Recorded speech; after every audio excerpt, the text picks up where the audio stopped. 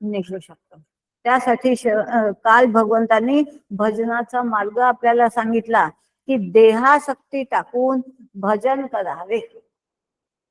आणि आसक्तीच फार मोठी बंधनाला कारण आहे. आणि ती आसक्ती जर आपण टाकली तर आपण लवकर बंध मोक्षाच्या याच्यातून सुटू शकतो. बंधही नाही आणि मोक्ष नाही. खरं पाहता बंध आहेच नाही तर मोक्ष कुठून आला? जन्म ज्याचा झाला नाही त्याचं मरणाचं असते का कधी? असंच ते ज्याचा जन्म नाही होत तो मरत नसतो. तसंच जो बंधनात नाही आहे त्याला मुक्ती कुठून आली? मुक्ती बंधन हे सगळं आपण तयार केलेलं आहे आणि ते देहाभिमानाचा नाश करण्यासाठी झाला पाहिजे. आणि तो नित्य मुक्तच आहे. जो देहाभिमानाचा नाश करतो तो नित्य मुक्त आहे. देहाभिमानामुळेच मनुष्य बंधनात येतो आणि ज्याने देहाभिमान सोडला तो मुक्तच आहे. याची देही याची डोळा. त्यासाठी पुन्हा जन्म नाही, पुन्हा मृत्यू नाही, काहीही नाही आहे. आपण बांधून ठेवलं आहे. आणि जे हे जन्म मृत्यू दिसते ते देहाचे आहेत, माझे नव्हे. हा पक्का आपण दृढ निश्चय आपला करावा की मी आत्मा आहे. हे आपण जर मानून घेतलं तर आपण मुक्तच आहोत. आणि अनन्य प्रेमाने हे करण्यासाठी, हे समजण्यासाठी कोणतंही तप, कोणतं तीर्थ, कोणाचं दान, योग, याग हे काहीही वेदशास्त्रांचे अध्ययन सुद्धा म्हटलं. आणि पुराण श्रवण हे कितीही केलं तरी देहाभिमान जात नाही. देहाभिमान जाण्यासाठी फक्त आणि फक्तच माझे भजनच कारणीभूत आहे. देहाभिमान सोडण्यासाठी माझे भजन करा असं शेवटी काल भगवंत बोलून गेले. माझी भक्ती न करून अभागी लोक अधपाताला जातात. जो माझे भजन करत नाही, भक्ती करत नाही ते अधपाताला जात असतात.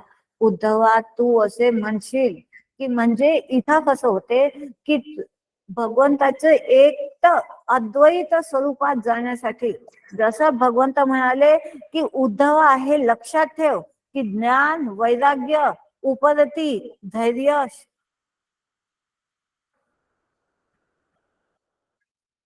शांती, ब्रह्मनिष्ठा ह्या सर्व माझ्या भक्तीच्या, माझी ह्या सगळ्यांसाठी माझी भक्तीच जननी आहे.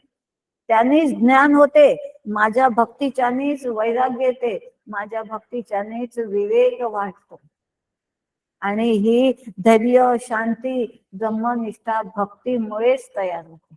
जेवढी माझी दृढ भक्ती, अनन्य भक्ती असेल तेवढा लवकर तो एक रूपतेला साधतो. म्हणजे अद्वैत मी एकला, दुजान कोणी मजला. हे त्या भक्तीचं देणं आहे, आत्मज्ञानाचं देणं आहे की मी एकच आहे, द्वैत माझ्याकडे आहेच नाही. अद्वैत मी एकला, दुजान कोणी मजला. असा जो भाग आहे तो या भक्तीमुळे मिळत आहे. जेथे ऐशी जेथे माझी भक्ती तेथे पाया लागती चारी मुक्ती. त्यासी सर्वस्वे मी श्रीपती विकलो निश्चित भावाथे. त्याशी मी विकला जातो भक्त म्हणता. बाकी कुठंही भगवंत असे नाही बोलले आहेत की मी ह्याच्याकडे धावलो, मी त्याच्यासाठी धावलो. फक्त भगवंतासाठी, भक्तासाठीच भगवंत धावले आहेत. आणि इथं सुद्धा त्यांनी आतापर्यंत आपण कित्येकदा बघितलं आहे, भगवंत स्वतः बोलले की मी भक्तीसाठी विकल्या गेलो, मी भक्तासाठी धावत गेलो, मी भक्तासाठी उडी घातली.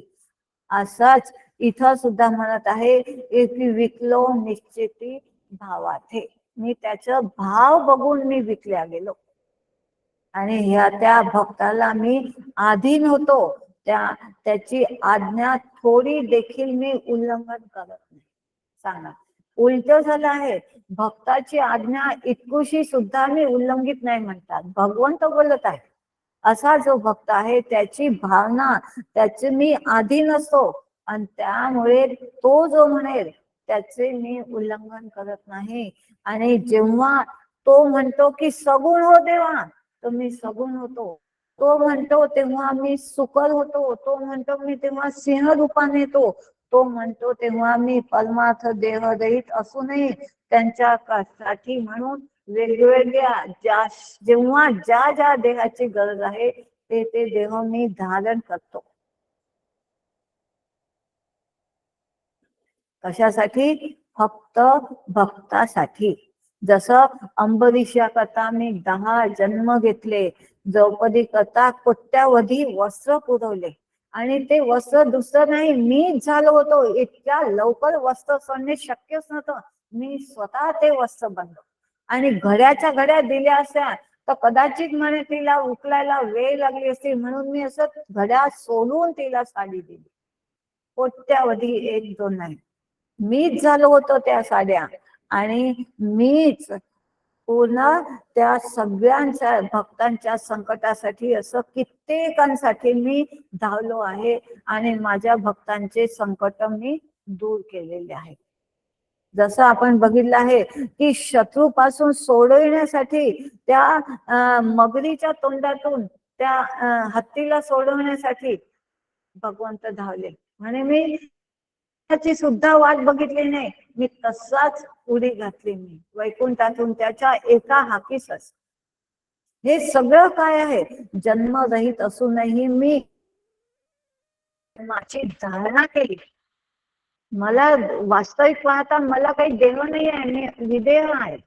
मला देह घेण्याची काही गरज नाही, मी देह नसताना सुद्धा मी सगळं करू शकतो. पण भक्ताची इच्छा आहे की तू आला पाहिजे, म्हणून मी देह धारण करतो. आणि धारणा म्हटला म्हणजे धारण करतो आणि सगळं काम करतो. एरवी मला शत्रू मित्र सगळे उदासीन मी आहे, मला कोणी शत्रू नाही, मला कोणी मित्र नाही. पण जो माझ्या भक्तांचा, मी भक्तासाठी पक्षपाती होतो, सगळ्यांसाठी नाही होत, पण जो माझ्या भक्तांचा द्रोह करतो त्यांचा मी शत्रू होतो. जो माझ्या भक्तांसाठी मित्र होतो त्याचा मी सेवक होतो. भगवंत म्हणतात माझी सेवा नाही केली तर चालते, माझ्या भक्ताची सेवा केली तर मी त्याचा सेवक होतो, भक्ताच्या सेवकाचा सेवक. जसं सुग्रीव हनुमंत म्हणतात की मी त्याच्या श्रीरामाच्या सेवकाचा सेवक आहे. डायरेक्ट हनुमंत रामाचे सेवक नाही झाले, सुग्रीवाकडचे ते आहेत, आणि सुग्रीव श्रीरामाचा. अशा रीतीने त्या सेवकाची जो सेवा करतो त्याचा मी सेवक होतो. असा माझी भक्ती न करून जे अभागी लोक आहेत ते अधपाताला जातात. अधपातापासून सुटायचं असेल तर फक्त माझी एक भक्तीच कारणीभूत आहे, दुसरं काहीही चालत नाही. आणि हेच इथं भगवंत म्हणतात की उद्धवा, तू असं म्हणशील की हे पापरहित शरीर असल्यानंतर किंवा पापाने भरलेलं माझं शरीर, पापरहित शरीर असलं तो बरोबर आहे, भक्ती केली तर तू भेटशील, पण पापाने बरबटलेलं माझं शरीर आहे, हा देह पापी आहे, पापमय असल्यानंतर तुझी भक्ती कशी करावी हे थोडं सांग. इथं भगवंत म्हणतात पाप्याने सुद्धा माझे नाम स्मरण घेता एका निमिषामध्ये, एका क्षणामध्ये सर्व पापांची होळी होते. की हा अगदी म्हणजे कधीही विचार करू नये की मी खूप पाप केले आहेत, आता मला काय, माझं काय, काही हरकत नाही, आता थांब आणि नामस्मरणाला लाग. नामस्मरण म्हटलं आहे हे पक्क याद ठेवायचं, हे कधीही विसरता कामा नये. स्मरणामध्ये रण आहे बघा, तुम्हाला समजलं असेल तर स्म अधिक रण म्हणजे स्मरण झाले. रणभूमीमध्ये जसा मी अर्जुनासाठी मी उभा होतो तसा तुझ्यासाठी सुद्धा. मग आपलं कोणतं रणांगण आहे? हो, आपलं रणांगण आहे काम क्रोधापासून सुटायचं, आणि शेवटचं रणांगण आहे मृत्यूच्या तोंडात जेव्हा देह जातो तेव्हा किती पीडा असते ह्याची कल्पना सुद्धा आपण करू शकत नाही. तेव्हा जर माझी आठवण असेल तर मी त्याच्यापासून, त्या पीडेपासून त्याला सोडवतो, आणि सहज अगदी जसे जुने कपडे टाकून नवीन कपडे घालतात, तसं सहज तो देह तो माणूस सोडतो. नाहीतर देह सोडताना खूप पीडा आहे. जन्म घेतानाही पीडा, देह सोडतानाही पीडा आहे. पण जो माझ्या आठवणीत आणि सहज अशी आठवण येत नसते, जे जन्मभर आपण केलेले असतात त्याचे आपल्या चित्तावर संस्कार झालेले असतात आणि त्या संस्कारामुळेच आपले सगळे चित्त, मन, बुद्धी, चित्त, अहंकार काम करत असतात आणि ते संस्कार आपल्याला आतापासून पाडावे लागतात. आपण म्हणतो ना, लहान मुलाला लहानपणापासून जे संस्कार असतात त्याप्रमाणे मुलं मोठेपणी वागत असतात. आई वडिलांनी संस्कार नाही दिले किंवा छान वगैरे सगळं दिसलं तर आपण म्हणतात आई वडिलांनी दिलेले संस्कार चांगले आहेत, संस्कारी मुलगी आहे, संस्कारी मुलगा आहे.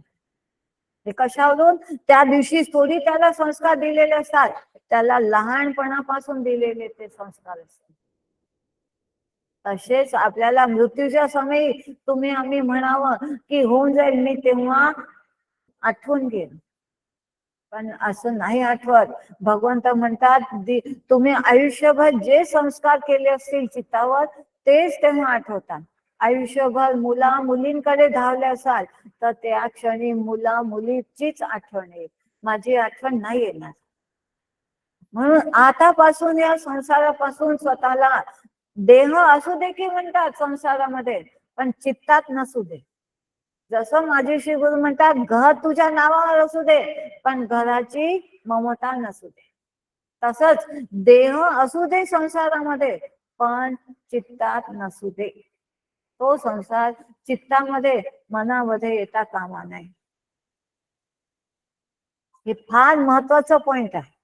ह्याला म्हणतात स्मरण. आणि असं स्मरण जो करतो त्याचे पापाचे नामस्मरण करताना निमिषार्धामध्ये सगळे पापांची होळी होते. नामांचा गजर ऐकून पापांचा समाज सगळा पळून जातो. आणि हेच या जगामध्ये माझे नाव ब्रह्मास्त्र आहे. ह्याच्यासारखं एकही शस्त्र नाही आहे आणि त्याला भक्तीचा वेढा लावलेला आहे. आणि त्यामुळे हरिनामाने, माझ्या भजनाने सगळे पाप नाहीसे होतात. आणि असा जो माझे भजन करतो देहाभिमानाचा नाश त्याचा होतो. भजनाने देहाभिमान सोडणं कठीण आहे म्हटलं ना, पण जो देहाभिमान सोडायचा विचारात असतो त्याने माझं भजन करावं, तर त्याचा देहाभिमान जातो आणि देहाभिमान सोडून मग माझ्याकडे अनन्य भक्त होतो आणि मग तर मी त्याचा सेवकच होऊन जातो. असा जो अनन्य भक्त होतो ज्याने देहाभिमान तुटतो ते भजन कोणत्या प्रकारचे आहे? किती खोलवर जात आहोत आपण. एक प्रश्न आला की पटकन त्याच्यावर एक विचार भगवंताने ठेवला की पटकन मनामध्ये ते आता उद्धव विचारत नाही, भगवंत स्वतःहून म्हणतात की तू म्हणशील हे कसं तर हे असं आहे. आता उद्धवाची चुप्पच झाली आहे, उद्धव बोलेनासा झाला आहे, कारण आपण सुरुवातीलाच बघितलं आहे तो ज्ञानी झाला आहे. तरी भगवंत ज्ञानाभिमान झाला नाही पाहिजे म्हणून आज हा 28वा अध्याय बोलत आहे. आणि आता म्हणतात की ज्याने देहाभिमान तुटतो ते भजन कोणत्या प्रकाराचे आहे? ते भजन म्हणजेच अभेद भावाने माझी केलेली भक्ती, म्हणजे जे आपण म्हणतो सर्वाभूती भगवंत बघण्याचं.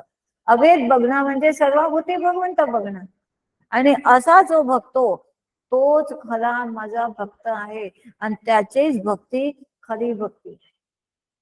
अभेद भावाने भजन करा. भगवत भाव सर्वाभूती या नावगा अभेद भक्ती. अभेद भक्ती कशाला म्हणायचं? भगवत भाव बा सर्वाभूती या नावगा अभेद भक्ती असे आकळिलेल्या भजन स्थिती अहंकृती उरेना. त्यांच्याजवळ अहंभाव उरत नाही. हे आकळिलेल्या भजन स्थिती अहंकृती उरेना. ज्याच्या तोंडात नेहमी माझे नाव, कानामध्ये माझे कीर्तन आणि श्रवण सुरू असते, सर्वाभूती माझा भाव असतो, त्याच्या मनामध्ये मीच असतो, त्याच्या हातापायाचे जे जे अवयव काम करतात त्याचे प्रत्येक अवयव ते सगळी माझी सेवा मोजल्या जाते. तो दिसतो आहे घरातलं काम करताना, पण त्याचा भाव आहे ना की मी भगवंताचं करते आहे, तर तो माझी सेवेमध्ये जमा होतात. ते मी स्वयंपाक करत आहे पण हे माझ्या भगवंताच्या नैवेद्यासाठी आहे म्हणून स्वयंपाक सुरू आहे, तर मग ते माझी सेवा मोजल्या जाईल. की मी माझ्या मुलाबाळासाठी स्वयंपाक करते तसा नाही सेवा.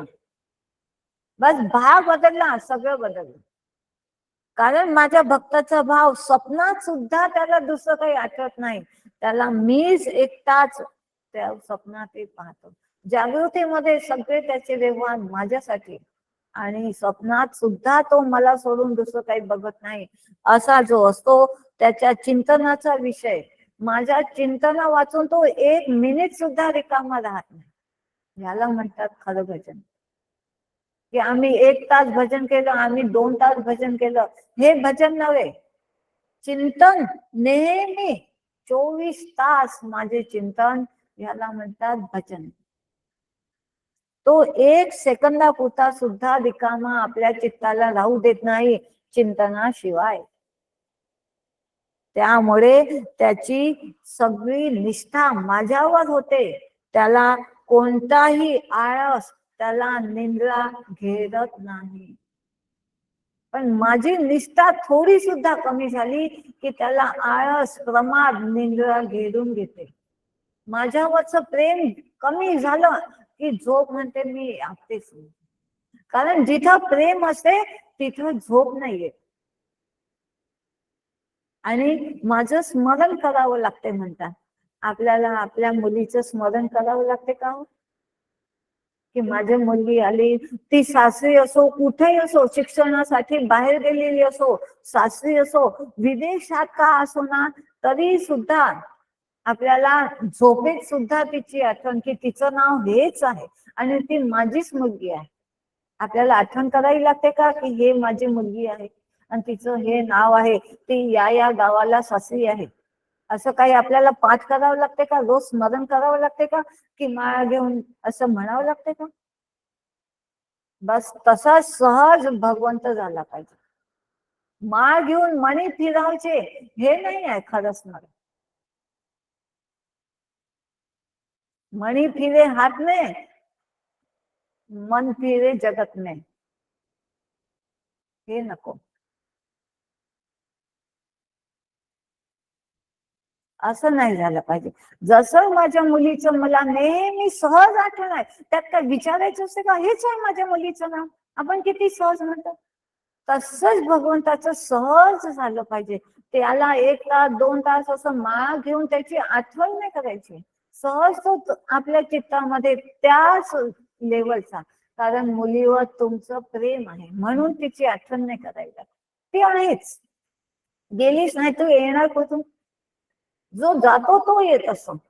हा, ही माझी मुलगी चित्तातून निघालीच नाही, मग ती येईल कशी. तसाच भगवंत नाही निघाला पाहिजे. बाकी माझ्याशिवाय कोणाची आठवण सुद्धा नाही राहिली पाहिजे म्हणतात. फक्त तुझ्या चित्तामध्ये मीच आणि माझीच आठवण, दुसऱ्या कोणत्या व्यवहाराची आठवण नाही, दुसऱ्या कोणत्या मनुष्याची आठवण नाही, कोणाची आठवण नाही, फक्त माझी आठवण.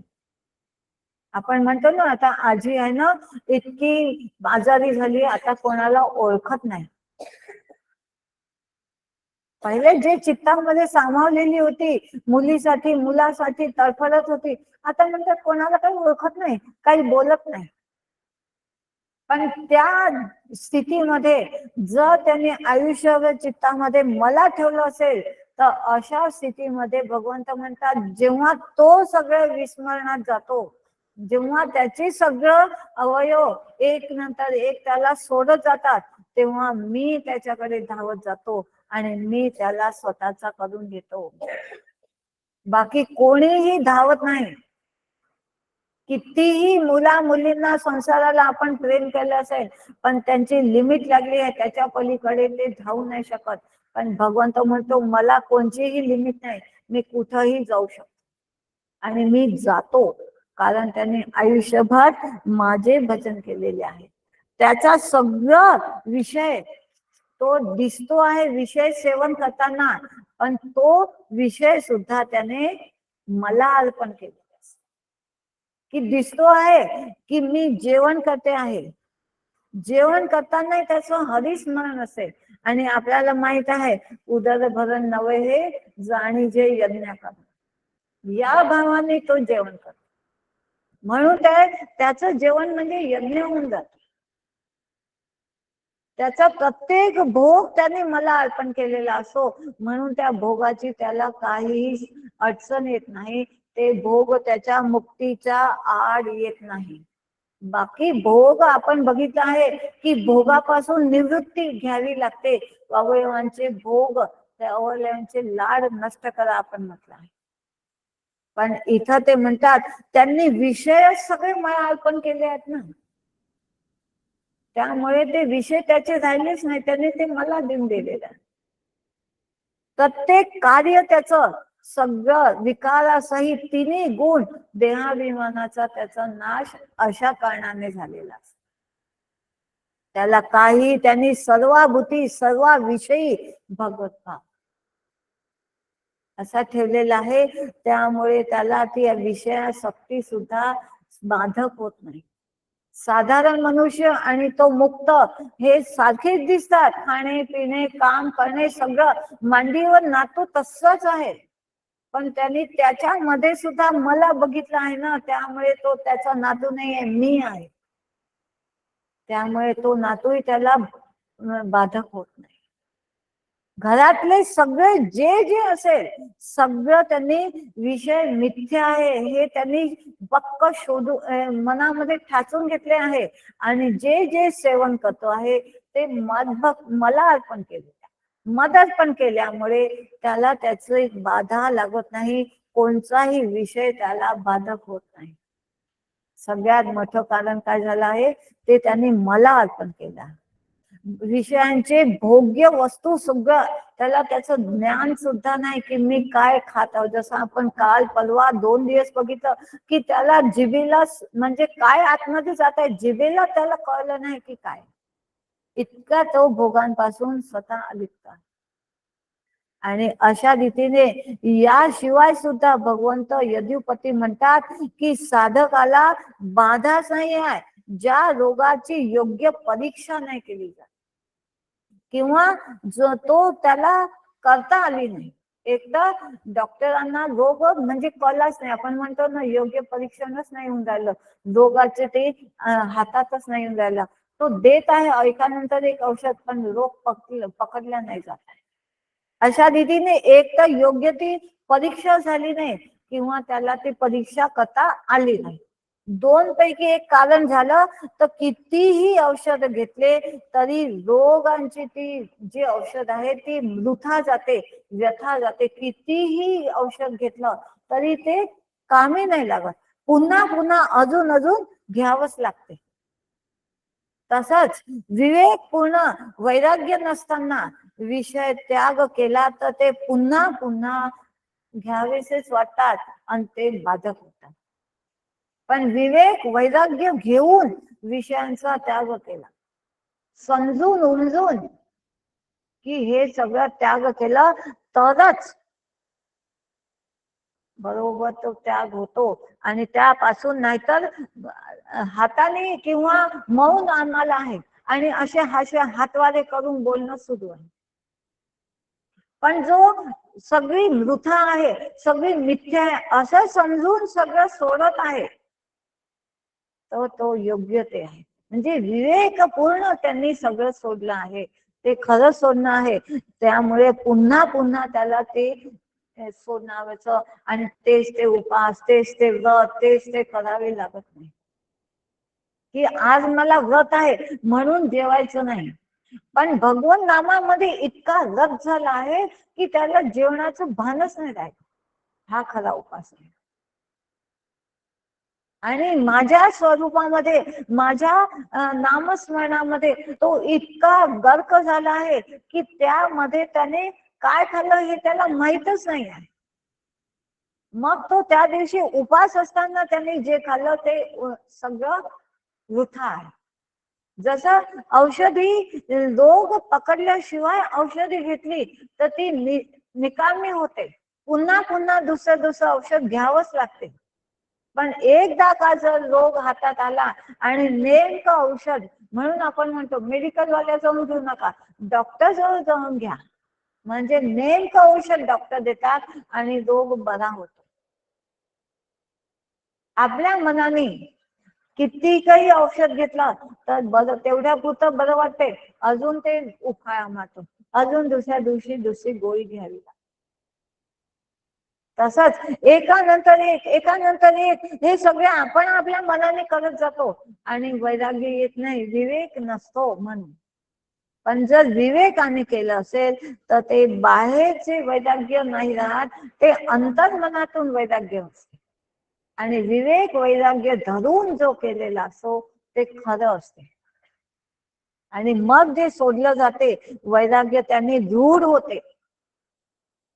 नाहीतर विवेकाशिवाय वैराग्य जे असते वरवरचं बहिर्भागाचं असते. अंतर्मनात आजच्या दिवस श्रावण महिन्यापुरतं नाही खायचं, किंवा नवरात्री पुढचे 9 दिवस जाऊ द्या, 10व्या दिवशी दसऱ्याच्या दिवशी सगळं चालते.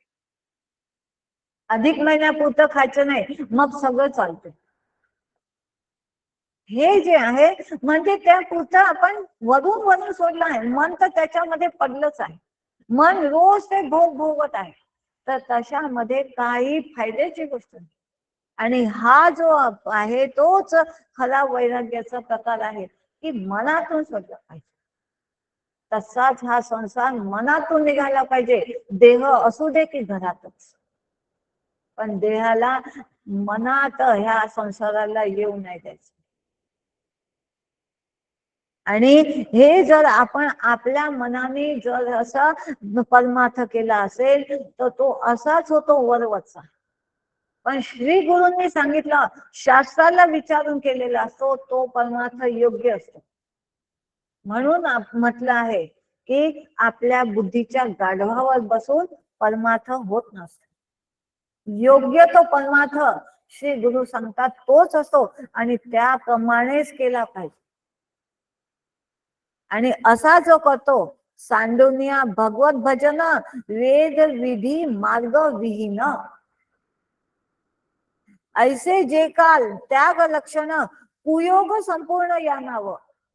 असा जो भगवत भजन करू वेद विधी प्रमाणे करत नाही आहे, भगवत भजन नाही करत आहे आणि नुसतंच वर त्याग केला असा दाखवतो, तो कुयोग भगवंत म्हणतात, त्याला कुयोग हे नाव आहे. सांडुनिया भगवत भजन, भगवत भजन सोडून दिलं आहे, वेद विधीचे मार्ग धर्माचे मार्ग सोडून दिले आहेत आणि आपल्याच मनाने आम्ही हे सोडलं, आम्ही लसण सोडलं, आम्ही कांदा सोडला, आम्ही इकडे चप्पल घालणं सोडलं, हे सगळं आपल्या मनाचे आहेत, त्याने काहीही मिळणार नाही. कुयोग म्हटलं आहे त्याला, कुयोग संपूर्ण या नाव. द्रव्य दारा विषयासक्ती दृढ वासना असता चित्ती. मनामध्ये तर द्रव्य दारा आणि विषय पडलेले आहेत आणि दृढ वासना असता चित्ती, चित्तामध्ये वासना पडलेली आहे. बाह्य त्याग मिथ्या विरक्ती, बाहेर त्याग आहे, मिथ्या विरक्ती, कुयोग निश्चित यानावं. ह्याला बाह्य त्यागाला त्याग नाही म्हणत, वैराग्य नाही म्हणत, त्याला कुयोग म्हणतात. उलट स्वतःच्या जीवाला स्वतः त्रास करून घेतला, हे खरं नाही आहे. आणि असा जो अतिश्रेष्ठातील श्रेष्ठ समजून घे मनसोक्त विषय भोगतो, वैराग्य नाही आहे, याला कुयोगच म्हणायचं. नुसतंच पडलं आहे, हा तरी वलवल तरी करतो, एक तर बिलकुल करत नाही, नुसतं विषय भोगांमध्ये पडला आहे, त्याला कुयोग म्हणायचं.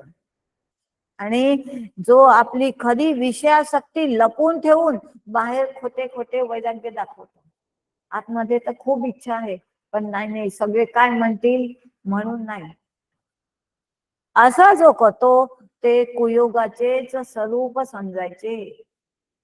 आणि अशा कुयोगांना पुन्हा पुन्हा जन्म मरण आहे. जो वरवर भक्ती दाखवत आहे, वरवर सगळं सोडतो आहे, आतमध्ये तर खूप वासना पडलेल्या आहेत, त्याला जन्म मरण आहेच. कारण मनच आहे, अंतर्मनच जे आहे ते वासना घेऊन जाणार असते आणि तिथंच वासना पडलेल्या आहेत. बाह्य देहामध्ये सोडून काही फायदा नाही. अंतर्मनातून सुटलं पाहिजे. ते जर सुटलं असेल तरच जन्म मरणातून सुटता येते. जर पुन्हा पुन्हा विषयाची वासना सुरू आहे, मनामध्ये पडलेली आहे, तर ते खरं वैराग्य नव्हे, ते वैराग्य मिरवणं आहे आणि मिरवायचं नाही आहे. मनामधून निघाला पाहिजे. उद्धवा, हेच कुयोगाचे स्वरूप निश्चित जाण. ह्याला कुयोग म्हणतात. हे कुयोगाचे स्वरूप आहे. अशा कुयोगांना पुन्हा पुन्हा जन्म मरण आहे आणि ते दुःखाच्याच भोवऱ्यात पडतात. त्यांच्या वाट्याला सुख सुद्धा नाही येत म्हणतात. दुःखातच जातात. ते जन्म घेतात आणि दुःख भोगतात. पुन्हा पुन्हा जन्म घेतात. पुन्हा पुन्हा दुःख भोगण्यासाठीच त्यांना यावं लागतं. कारण वासना. म्हणून भगवंत फार जोर लावून म्हणत आहे की विवेक ठेवा आणि त्यानंतर वैराग्य येतेच. विवेकासोबत जो वैराग्य येतो तोच महत्वाचा आहे. विना वैराग्याचं विवेक काही कामाचं नाही. आणि विवेक आलं की वैराग्य येतेच आणि ते आलं पाहिजे. आणि परमार्था करता शुद्ध त्याग नसतो. त्यामुळे संसार आणि परमार्थ दोन्हीकडून नागावला गेला. न घरचा न घाटचा अशी त्याची परिस्थिती. न त्यांनी धड संसार केला न धड परमार्थ केला. परमार्था जाताना दिसतो आहे पण तिथं त्याला तमोगुण ग्रासून घेतो. कारण पूर्ण तिथं मन पडलेलं आहे. इतकी गोडीच नाहीये. गोडी असली तर तमोगुण, प्रमाद, झोप, आळस नाहीये. आणि गोडी नसली तर झोप येत असते. आणि त्यामुळे परमार्थाला उपयोगी असे विवेक वैराग्य विषय त्यागाचे साधन करावे. असे साधन मध्येच कोणताही प्रतिबिंब विघ्न न आले तर त्याला दुर्गती प्राप्त होत नाही. असा जो मनापासून विषय त्याग करतो त्याची दुर्गती नाही. त्याला कोणताही विघ्नही नाही येत आणि त्याला संसारातील कोणताही मी आतापर्यंत मला आळस आला, आतापर्यंत माझं सगळं मी माझ्या हाताने बिघडलं, हे जे म्हणणं आहे आणि त्याला त्याचा पश्चाताप होतो की अरे रे माझं इतकं साधं आयुष्य गेलं, मला कळलंच नाही. जसं आपण भिक्षुगीत आणि आईल गीतामध्ये दोघांचे बघितलं आहे. किती पश्चाताप आहे दोघांना. आणि असा मला सुद्धा पश्चाताप झाला पाहिजे की मी माझं आयुष्य ह्या संसारासाठी वाया घालवलं. रजोगुणासाठी तमोगुणाच्या मी भरी गेलो आणि मी माझं वाया घालवलं. असा पश्चाताप झाला असेल तर तो सद्गतीला प्राप्त होतो. जसं आपण आईल गीतामध्ये बघितलं आहे.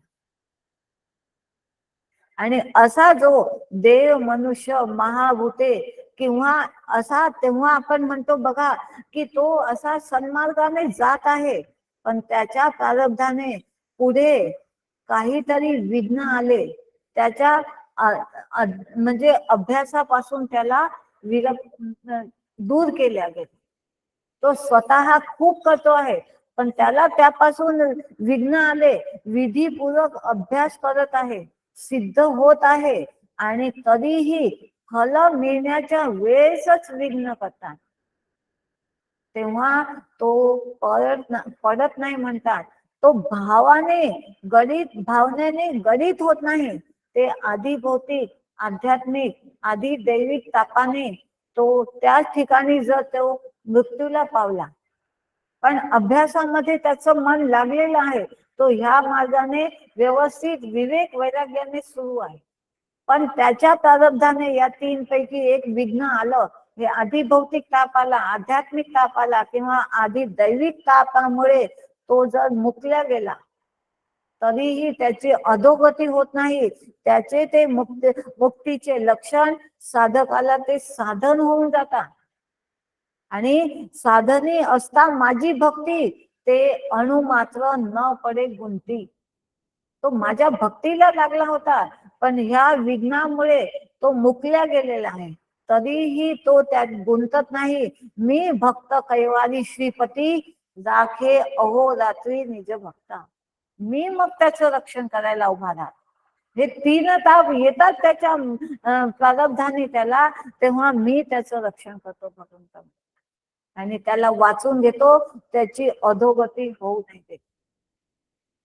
जेथे माझी भक्तीची आवडी, तेथे विघ्न काय दिसती बावडी बापुडी.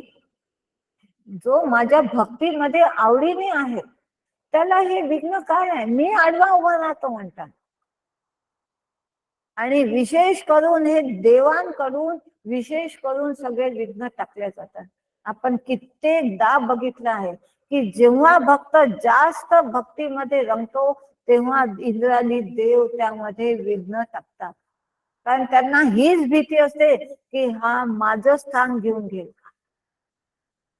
कारण ते भोगांमध्ये रत असतात आणि आपला भोग गेला पाहिजे हे कोणाला वाटतच नाही. त्यामुळे ते भीतात आणि याच्या भक्तीमध्ये विघ्न टाकायला सुरुवात करतात. पण तेव्हा भगवंत म्हणतात, मी महाविघ्नांच्या कोडी माझे नाम विभांडी उद्धवा.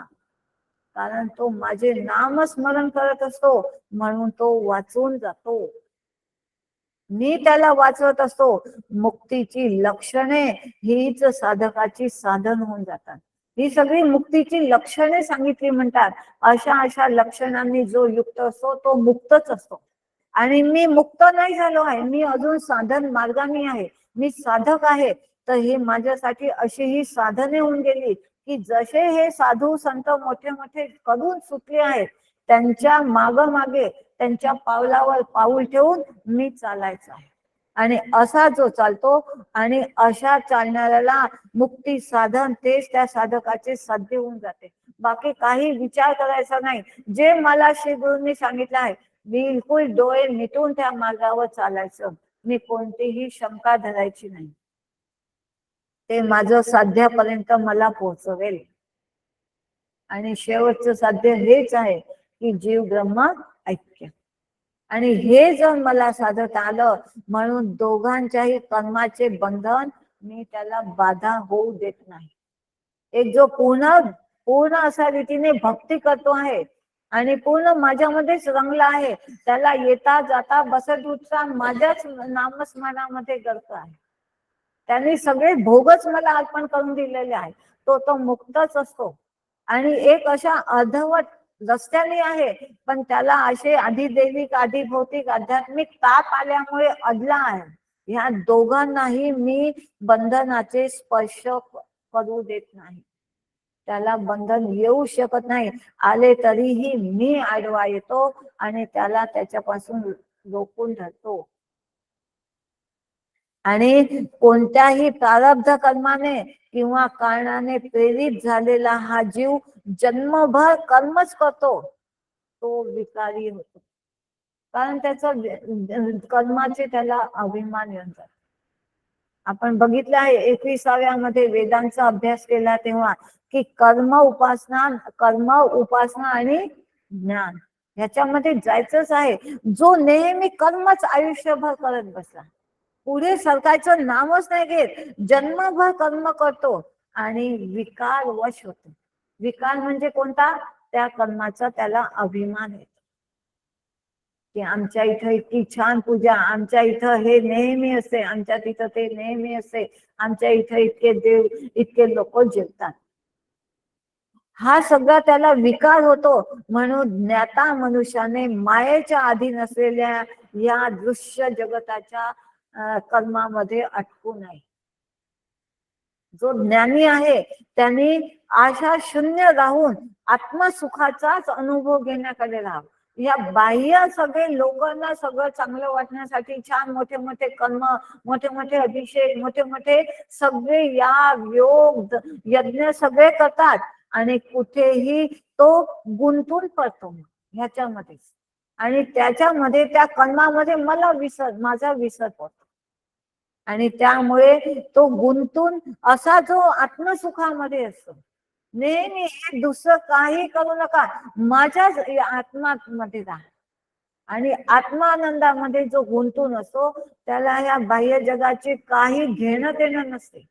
आणि त्याच्याकडे पाहायला, त्यात गुंतायला तो जात सुद्धा नाही. बाह्य जगाचं एवढं ज्याला फॅड असे, इकडचं बघू दे, तिकडचं बघू दे, त्याचे बघू दे, याचे बघू दे, चारीकडे धाव धाव धाव, कर्म कर्म कर्म. जो नेहमी अशामध्ये गुंतून राहतो तो विकारी होऊन जातो. देहाने सुद्धा थकतो, मनाने सुद्धा थकतो. त्याच्या मनामध्ये मी येतच नाही. ते कर्मच त्याच्या मनामध्ये, ह्याच्यानंतर हे करायचंय, त्याच्यानंतर ते करायचंय, तेच त्याच्यामध्ये चिंतन त्याचं सुरू असते की हे चिंतन झाल्यावर ते चिंतन. माझं चिंतन करायला त्याच्याजवळ वेळ असतो. आणि हे सगळं नाही केलं आणि फक्त जो माझ्या आत्मा सुखाच्या ह्याच्यात असतो, म्हणजे माझ्या चिंतनात असतो, तो नेहमी मुक्तच असतो. आणि हे मला सोडून बाकी सगळ्या याच्यात करतो, तो विकारी होऊन जातो.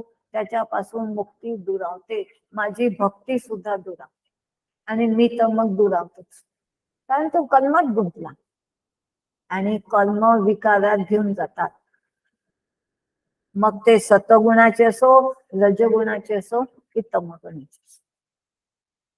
जन्मल्यापासून मरेपर्यंत प्राणी जे जे कर्म करतो ते कर्मच कोणी एका प्राचीन संचित त्याचे होऊन जात.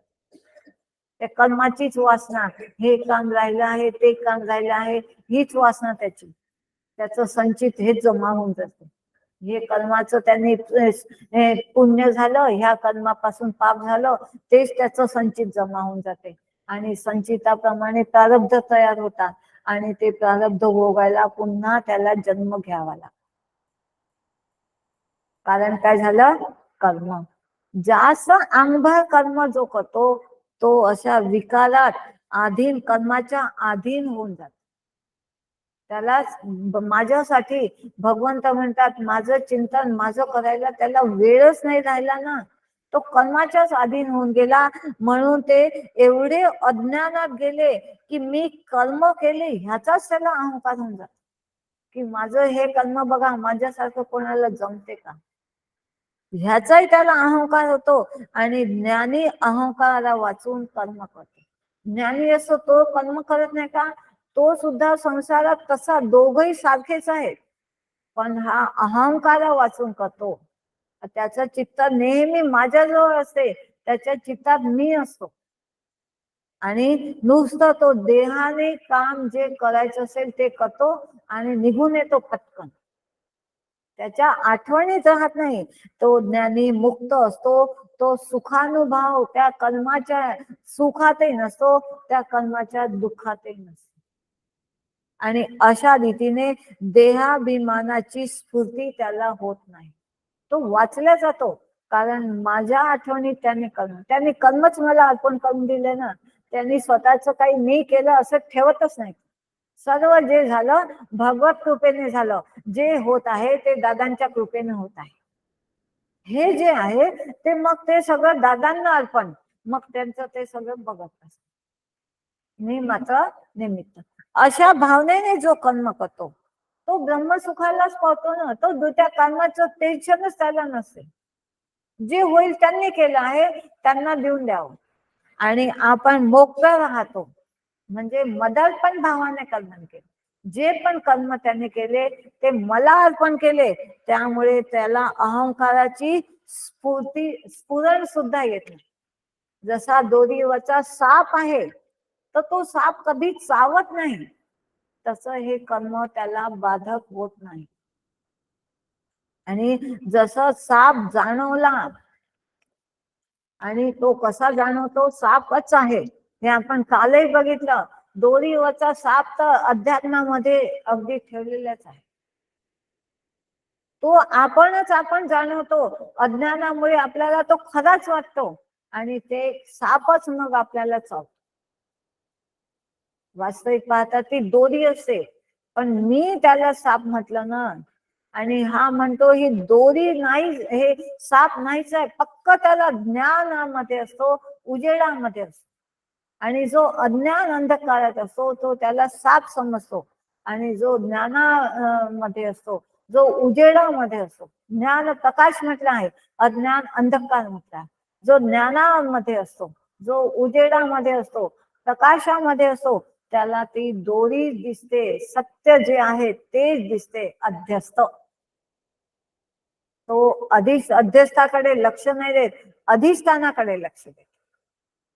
साप हा अध्यस्त आहे आणि दोरी ही अधिष्ठान आहे. त्याला ते अधिष्ठानाकडे त्याचं लक्ष असते की हे दोरीच आहे आणि ही मिथ्या आहे. असं तो जगाकडे मिथ्या दृष्टीने पाहतो, देहाकडे सुद्धा मिथ्या दृष्टीने बघतो आणि कर्म देहाने, मिथ्या देहाने हे कर्म केलं आहे म्हणून ते मिथ्या आहे, अशा दृष्टीने तो त्याकडे बघतो. अशा रीतीने त्याच्या मागच्या जन्माने झालेल्या योगाभ्यासाने हे संस्कार होत असतात. जसं सुरुवातीला आपण बघितलं, नामस्मरणाचे संस्कार सुरुवातीपासून द्यावे लागते आणि हा योगाभ्यास जो अर्धवट गेलेला आहे तो पुन्हा त्याच ठिकाणी जन्माला येतो, पण योग्य जागेवर जन्माला घालतो आणि पुढचा जो त्याचा या अडचण जे आपण बघितले, आध्यात्मिक, आधिभौतिक, आधिदैविक ताप आल्यामुळे त्याचा अर्धवट राहिलेला भाग आहे, तिथूनच त्याला पुढचा अभ्यास सुरू होतो आणि पुढे तो मोक्षाला पावतो, म्हणजे मला येऊन मिळतो. निर्विकल्प समाधी त्याला म्हणतात. त्याला कोणतेही चालती बोलती समाधी, कर्म करताना सुद्धा पूर्ण तो योगी असतो, निर्विकल्प समाधीमध्ये असतो. त्याला कशाची फळ सिद्धी होण्याची देहाभिमान टाकून केल्यामुळे त्या फळाची सिद्धी त्याला लागू होत नाही, त्याला ते फळ उत्पन्नच होत नाही. आणि त्यामुळे देहाविषयी नित्य निराभिमानी असावं आणि हे ब्रह्मसुखाचे सर्व काळ संपन्न राहण्याचे एक गुपित उद्धवा मी तुला सांगितलेलं. ब्रह्मसुखामध्ये कसं जायचं तर अशा रीतीने नित्य निराभिमानी राहून ब्रह्मसुखाकडे जाता येईल. असेच त्याच्याकडून देहाचे व्यवहार घडले तरी ते मग जो ब्रह्मसुखामध्ये असतो त्याच्या देहाकडून कोणतेही व्यवहार झाले तर ते व्यवहार त्याला मग बाधा करत नाही, कारण त्यांनी तो व्यवहारच मला अर्पण केलेला असतो. आणि देह मिथ्या आहे, तो देहातीत झालेला असतो हे पक्क त्यांनी जाणून घेतलेलं असतं. आणि असं जे जाणण्यासाठी आत्मचिंतनात नेहमी असावं. आत्मचिंतनात म्हणजे मी आत्मा आहे ही पक्की आठवण ठेवायची. जशी माझी ही मुलगी आहे, मी कधीही विसरत नाही, तिचं नाव नाही विसरत, तिचं रूप नाही विसरत, तिचं काही मी विसरत नाही. तसं नेहमी आत्मा आहे हे चिंतन मी विसरायचं नाही, हे चिंतन मी सोडायचं नाही. कोणत्याही परिस्थितीत, आजारपणामध्ये, बऱ्यामध्ये, खाताना पिताना जेवताना, कोणत्याही कारणामध्ये आपण विसरतो का की मी ही माझी मुलगी आहे? तसंच मी आत्मा आहे हे चिंतन कधीही विसरायचं नाही, सोडायचं नाही. कधीही मी देह आहे हे विद्वान अशा आत्मचिंतनाच्या समाधीमध्ये असतात.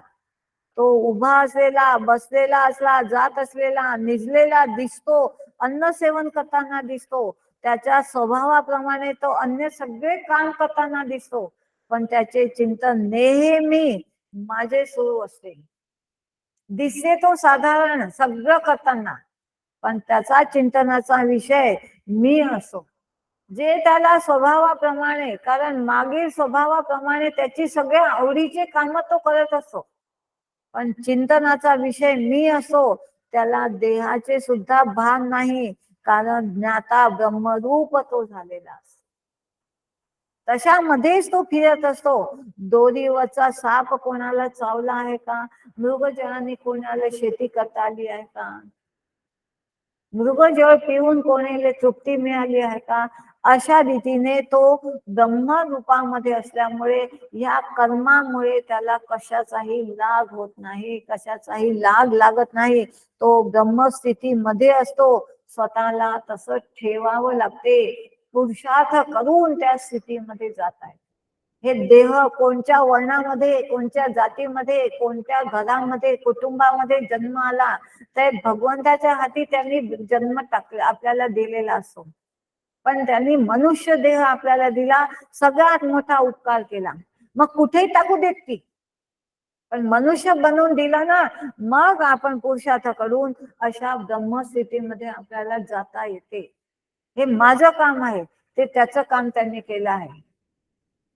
असा पुरुषार्थ करून मी आत्मसुखाच्या गोडीने सगळं कर्म करायचे. मग जेवतो, उठतो, बसतो, सगळं सगळं त्याला चालतं. पण ह्या सुखामध्ये ह्या गोडीने तो जेवतो. त्यामुळे ही अन्नाची गोडी त्याने टाकून दिलेली आहे. तो आत्मसुखाच्या गोडीने जेवण करत असतो. म्हणून त्याला जे ताटात आलं ते सगळं छान वाटतं.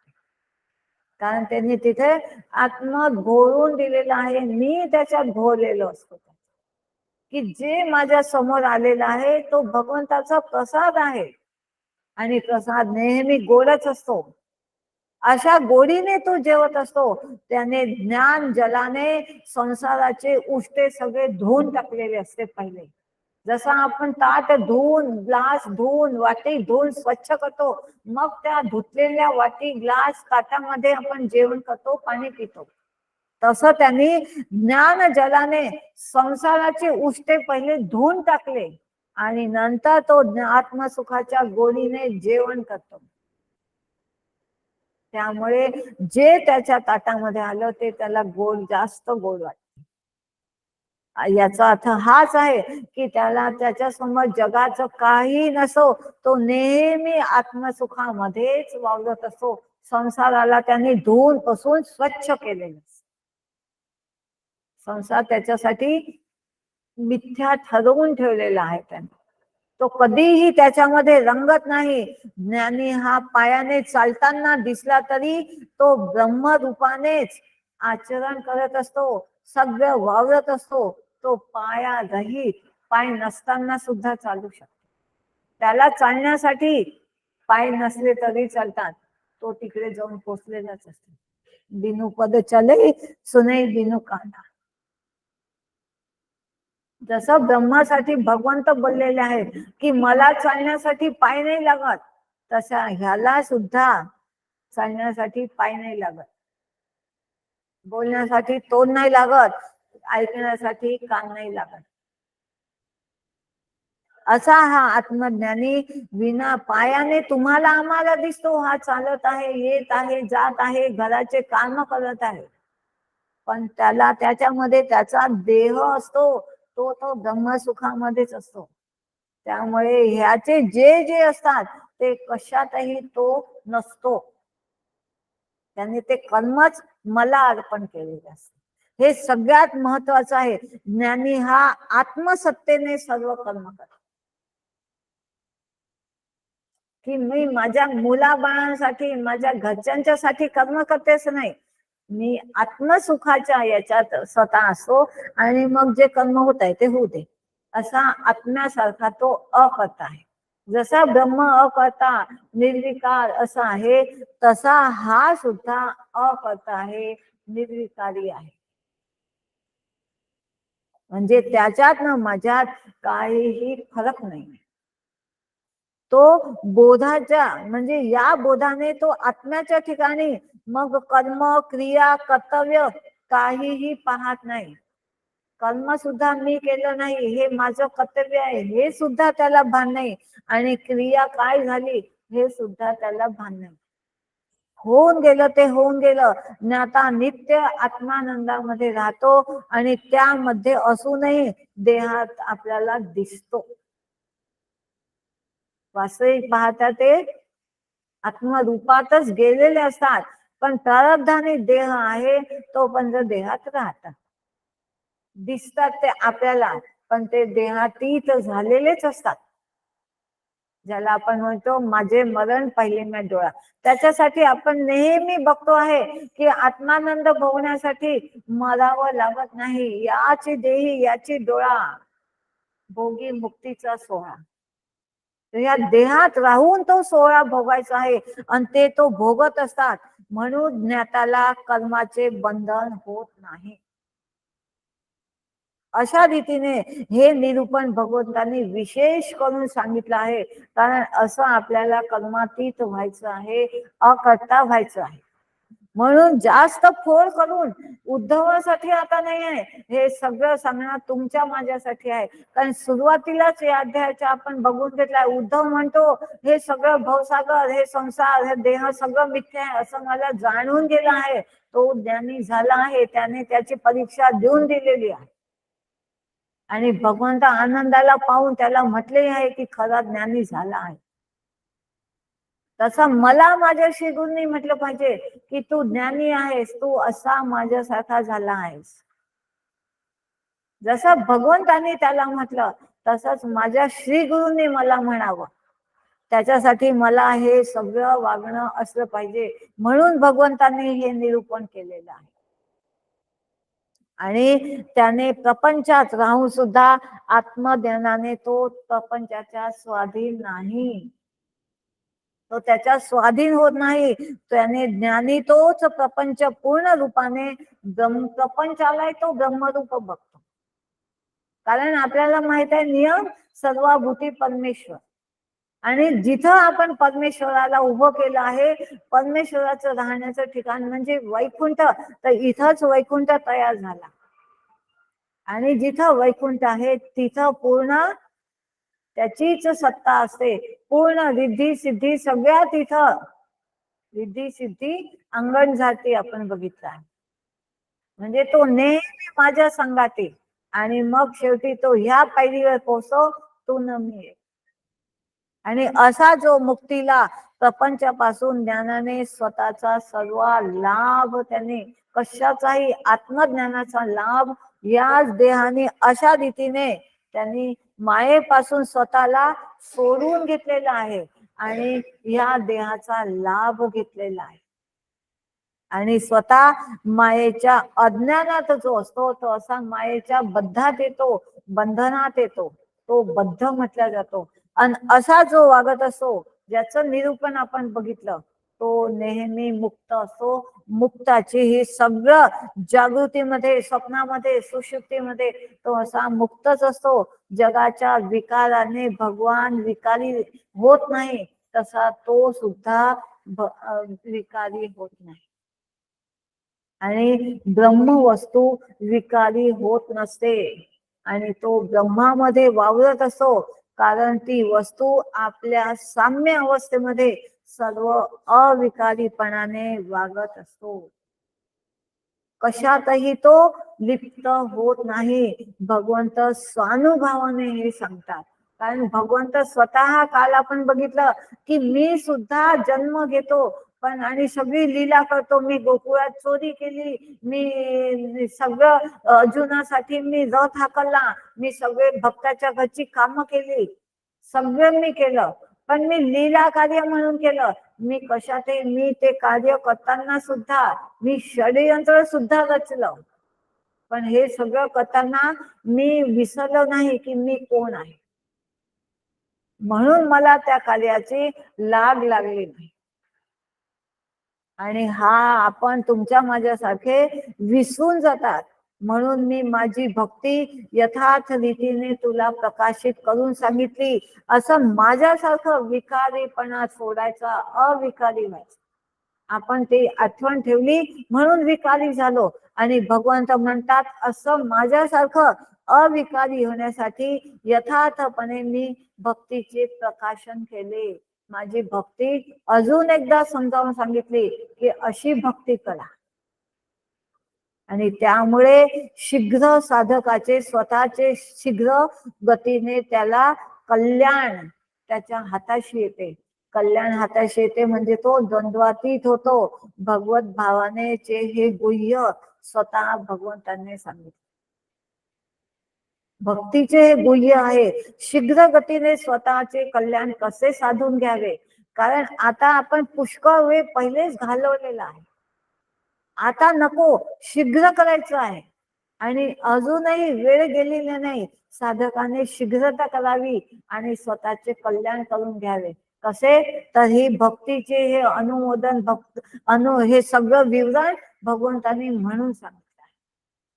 की आपलं कल्याण होण्यासाठी भगवंत स्वतः सांगतात की तू माझे अनुसंधान ठेव, माझ्या अनुसंधानामध्ये तू जीवनात राहा. आणि त्यामुळे श्रद्धेने असे अनुसंधान राहणं म्हणजे काय करायचं, तर श्रद्धेने सर्वाभूती तू भगवत भाव ठेव. कितींदा भगवंत सांगत आहे बघा, रोज एकदा तरी येतेच की सर्वाभूती भगवत भाव ठेव. कोणालाही हलक्या दर्जाचं मोजू नको, सगळ्यांशी प्रेमाने राहा. आणि अशा रीतीने श्रद्धा माझ्यावर आणि सर्वानुभूती भगवत भाव, माझा भाव ठेव, म्हणजे हीच सगळ्यात उत्तम भक्ती आहे. भक्ती करणं म्हणजे माळा फिरवत बसणं, देव धूत बसणं, ही भक्ती भगवंताला नको आहे. द्वैताची भक्ती आहे ती, म्हणजे भगवंत वेगळा आणि मी वेगळा अशी भक्ती झाली ती. भगवंताला द्वैत नको आहे, अद्वैतात नेऊ बघत आहेत भगवंत, की तू न मी एक आहे. सगळं हे ज्याच्यामध्ये तू बघशील त्या सगळ्यांमध्ये मला बघ, आणि तू पण तोच आहे असं एकात्म भावाने बघ, अद्वैत भावाने तू जगाकडे बघ. ही खरी भक्ती भगवंताला हवी आहे, ही खरी उत्तम भक्ती आहे. म्हणजे अशी उत्तम भक्ती करशील तर तुझं द्वैत जाईल, म्हणजे जे वेगळेपणाचा भाव आहे तो तुझा जाईल. द्वैत गेलं म्हणजे मायेसह अज्ञानाची निवृत्ती होईल, आणि अज्ञानाची निवृत्ती झाली की अज्ञानासह द्वंद्व सुद्धा मावळून जाईल. तुम्हीचे जे द्वंद्व आहे ते मावळून जाईल. भगवंत वेगळा नाही आहे, तो आणि मी एक आहे. अद्वैत मी एकला, दुजान कोणी मजला, असं होईल. आणि स्वतःमध्ये तोच सिद्ध व्यापक मला माझ्यामध्येच मजला हरी सापडला, माझ्यात मला गवसला, मला माझ्यातच दिसला, बाहेर दिसतच नाही, तो बाहेर आहेच नाही, माझ्यामध्येच मला दिसला. मग ते खाणारे न खाणारे, येणारे जाणारे, जन्म मरण हे सगळं चिंतन निघून जाते, कारण ते परावाणीचे कार्यासह ते सगळं त्यांनी सोडून दिलेलं आहे. परेतून सुटला आहे तुम्ही पण. अशा रीतीने नित्य बद्ध मुक्त, नित्य अनित्य, प्रसन्न अप्रसन्न असे ते सर्व काही कुटस्थ, म्हणजे पूर्ण जो आहे सत्स्वरूप तो मी आहे हे त्याला दिसायला लागेल. सगळ्या ठिकाणी ते जे पाप पुण्याचे भाव होते, जे भाव अभाव होता की इथं भगवंत नाही आहे, इथं भगवंत आहे, इथं त्याचा अभाव आहे, इथं फक्त देवघरातच देव असतो, हे सगळे अभावाचे सगुण निर्गुण हे सगळे स्वरूपभूत सुखापासून तो वेगळा होतो, सुख दुःखापासून तो वेगळा होतो आणि एक ब्रह्मरूपामध्ये नांदतो. जसं आपण म्हणतो आपण आपल्या घरामध्ये नांदतो, तसं आता भगवंत म्हणतात तू कशामध्ये नांदू नको, ब्रह्मस्वरूपामध्ये नांद. देह असू दे घरात, पण तू ब्रह्मस्वरूपामध्ये नांदत राहा. जगात चांगले घेणे वाईट टाकणे हे सगळे भेदभाव उरलेले त्याच्यासाठी मग राहत नाही. हे माझं, हे तुझं, हे घ्यायचं, हे टाकायचं, काहीही बाकी नाही. आणि अशा भावाने आत्मा अविकारी आहे, तसा तू पण अविकारी होऊन जाशील, कारण तू आत्माच आहेस. पण तू स्वतःला जीव म्हटलं, तू स्वतःला देह म्हटलं, हे एवढ्याशा निरूपणासाठी, आत्म्याचा अनुभव घेण्यासाठी हे सगळं निरूपण भगवंत पुन्हा पुन्हा सांगत आहे की काही करून तुमच्या माझ्यामध्ये हे ठसलंच पाहिजे, मी कोण आहे. आणि त्या अधिष्ठानाकडे आपली नजर राहिली पाहिजे की हे जे आहे अधिष्ठान ते आत्मतत्वाच्या अधिष्ठानाकडेच आपली नजर राहिली पाहिजे. बाकी हे सगळं अध्यस्त आहे, त्याच्यावर थोपलं गेलेलं आहे, त्याच्याकडे लक्ष द्यायचं नाही, दृष्टी ठेवायची आहे. आणि जो अधिष्ठानाकडे बघतो तोच खऱ्या भक्ती करण्याकडे जातो, आणि हीच खरी भक्ती आहे. अधिष्ठानावर नजर ठेवून जी केलेली असते ती खरी भक्ती आहे. आत्मा हा ज्ञान अज्ञानापासून अलिप्त आहे, त्याला ज्ञानही नाही म्हणतायत, हा ज्ञानी झाला, हा अज्ञानी झाला. आत्मा म्हटलं की सगळ्यापासून निर्विकार, एकदम स्वच्छ, असा जो होतो तो निर्विकारी होऊन जातो आणि त्याला कशाचीही लाग लागत नाही. न पाप न पुण्य न सुख न दुःख. पाप पुण्याचं देणं सुख आणि दुःख हे त्याला लागत नाही. त्यामुळे त्याला जन्म घेणं होत नाही, त्याला प्रारब्धच तयार होत नाही. अशा रीतीने भगवंत हळूहळू हळूहळू आपल्याला अलिप्तेकडे खरी भक्ती शिकवली आहे आज भगवंताने. जर खरंच लक्ष देऊन ऐकलं असेल तर खरी भक्ती शिकवली आहे भगवंताने. आणि हीच भक्ती अपेक्षित आहे की ज्याप्रमाणे सूर्याचा उदय मनुष्याच्या नेत्राला झाकणातून म्हणजे अंधकारापासून काढतो. आपल्या डोळ्याला अंधकारात काही दिसत नाही, पण सूर्य उदय झाल्यापासून दिसायला लागतो. तसंच आणि अंधकारापासून आपली निवृत्ती करतो सूर्य. तसंच पूर्वीचे झालेले हे पदार्थ जे आहेत की ते अज्ञानाचे जे मी करत होतो, या ज्ञानाने ते सगळे मावळून जातात. त्या संबंधी आपण निशंक होऊन जातो. जी जी मनात शंका असते, हे माझं आहे, हे तुझं आहे, हे मला पाप झालं, हे मला पुण्य झालं, या सगळ्या अज्ञान पटलापासून या ज्ञानामुळे आपण अलिप्त होतो. वास्तविक पाहता हे मिथ्याच होतं, पण मी त्याला खरं समजलं होतं. तसंच इथं भगवंतांनी आपल्याला खऱ्याकडे नजर टाकायला सांगितली आहे, अधिष्ठानाकडे बघायला सांगितलं आहे. आणि अशा अधिष्ठानाकडे पाहण्यापेक्षा म्हणजे परमात्मा या प्रमाणापेक्षा, म्हणजे हे बाहेर जे दिसते ते प्रमाण आहे, ह्याच्याकडे बघायचं नाही आहे. प्रमाण ते वेद आणि मी आहे या प्रमाणात पाहायचं. वेद प्रमाण आहे, त्याला त्याचं जे म्हणणं आहे ते ऐकून चालायचं आहे. मला ह्यांनी हे सांगितलं म्हणून मी केलं, मी माझ्या मनाला प्रमाण मानलं, हे सगळं चुकीचं आहे. हे मानायचं नाही. मी कोला आहे, मी काळा आहे, मी फलाणा आहे, मी एक माझं दोन, हे जे सगळं आहे माझं इथं माझं तिथं, हे सगळे प्रमाण मानून आपण माझंच आहे तुझंच आहे हे सगळं आपण मानलं आणि त्या हिशोबाने सगळे कर्म केले. पण भगवंत म्हणतात हा द्वैत भाव तू सोड, एकात्म भाव ठेव, अद्वैत भाव ठेव, आणि ती खरी भक्ती आहे. अद्वैताची भक्ती भगवंताला फार आवडते. आणि त्या अप्रेमेय जसा मी आहे तसा तू हो, म्हणजेच याप्रमाणे आत्मा स्वगत सजातीय विजातीय भेद रूप असं आहे.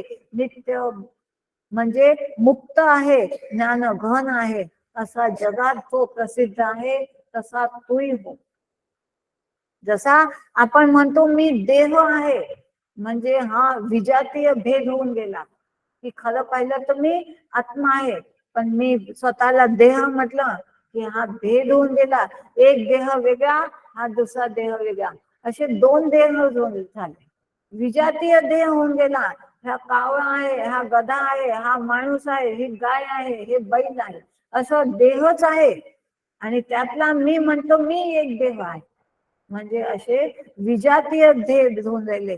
मी जीव आहे म्हणजे हा सजातीय भेद झाला की सगळ्यांमध्ये जीव आहे, असा हा सजातीय भेद. आणि मी ब्रह्मस्वरूप आहे म्हणजे हा स्वगत, म्हणजे माझं खरं हे आहे, असा स्वगत भेद. आणि परमात्म्याच्या ठिकाणी हे तिन्ही भेद नाही आहे. माझ्या ठिकाणी हे तिन्ही भेद नसावे. ह्या तिन्ही भेदापासून असे एक ते परब्रह्मच केवळ गुह्यातील गुह्य परम गुह्य हेच आहे. आणि ते म्हणजे मी एकटा, अद्वितीय मी एकटा, दुजा न कोणी मजला. हे जे भाव आहेत ते भाग्यवानच जाणत असतो. आणि भवभ्रमाची बाधा त्याला होत नाही. जो असा अद्वैतात जातो, ब्रह्मतत्वात जातो, तो खरा भाग्यवान आहे. इकडच्या लौकिक कोणत्याही साधनाने स्वतःला भाग्यवान मानणे हे कठीण गोष्ट आहे. ही फार ही खरी भाग्यवंतेचे लक्षण नाही आहेत. असा जो भाग्यवान तोच जाणतो ही भ्रमाचे बाधा त्याला मग होत नाही. त्याला भ्रम होत नाही की मी भवात सागरामध्ये डुबेल, हाही एक भ्रम आहे. त्याच्यात त्याला ती बाधा होत नाही. तो देहात असूनही त्याला देह धर्माची बाधा होत नाही, कारण त्यांनी स्वतः जाणून घेतलं आहे की मी देहच नाही, मग देहाच्या धर्माची बाधा त्याला कशी होईल.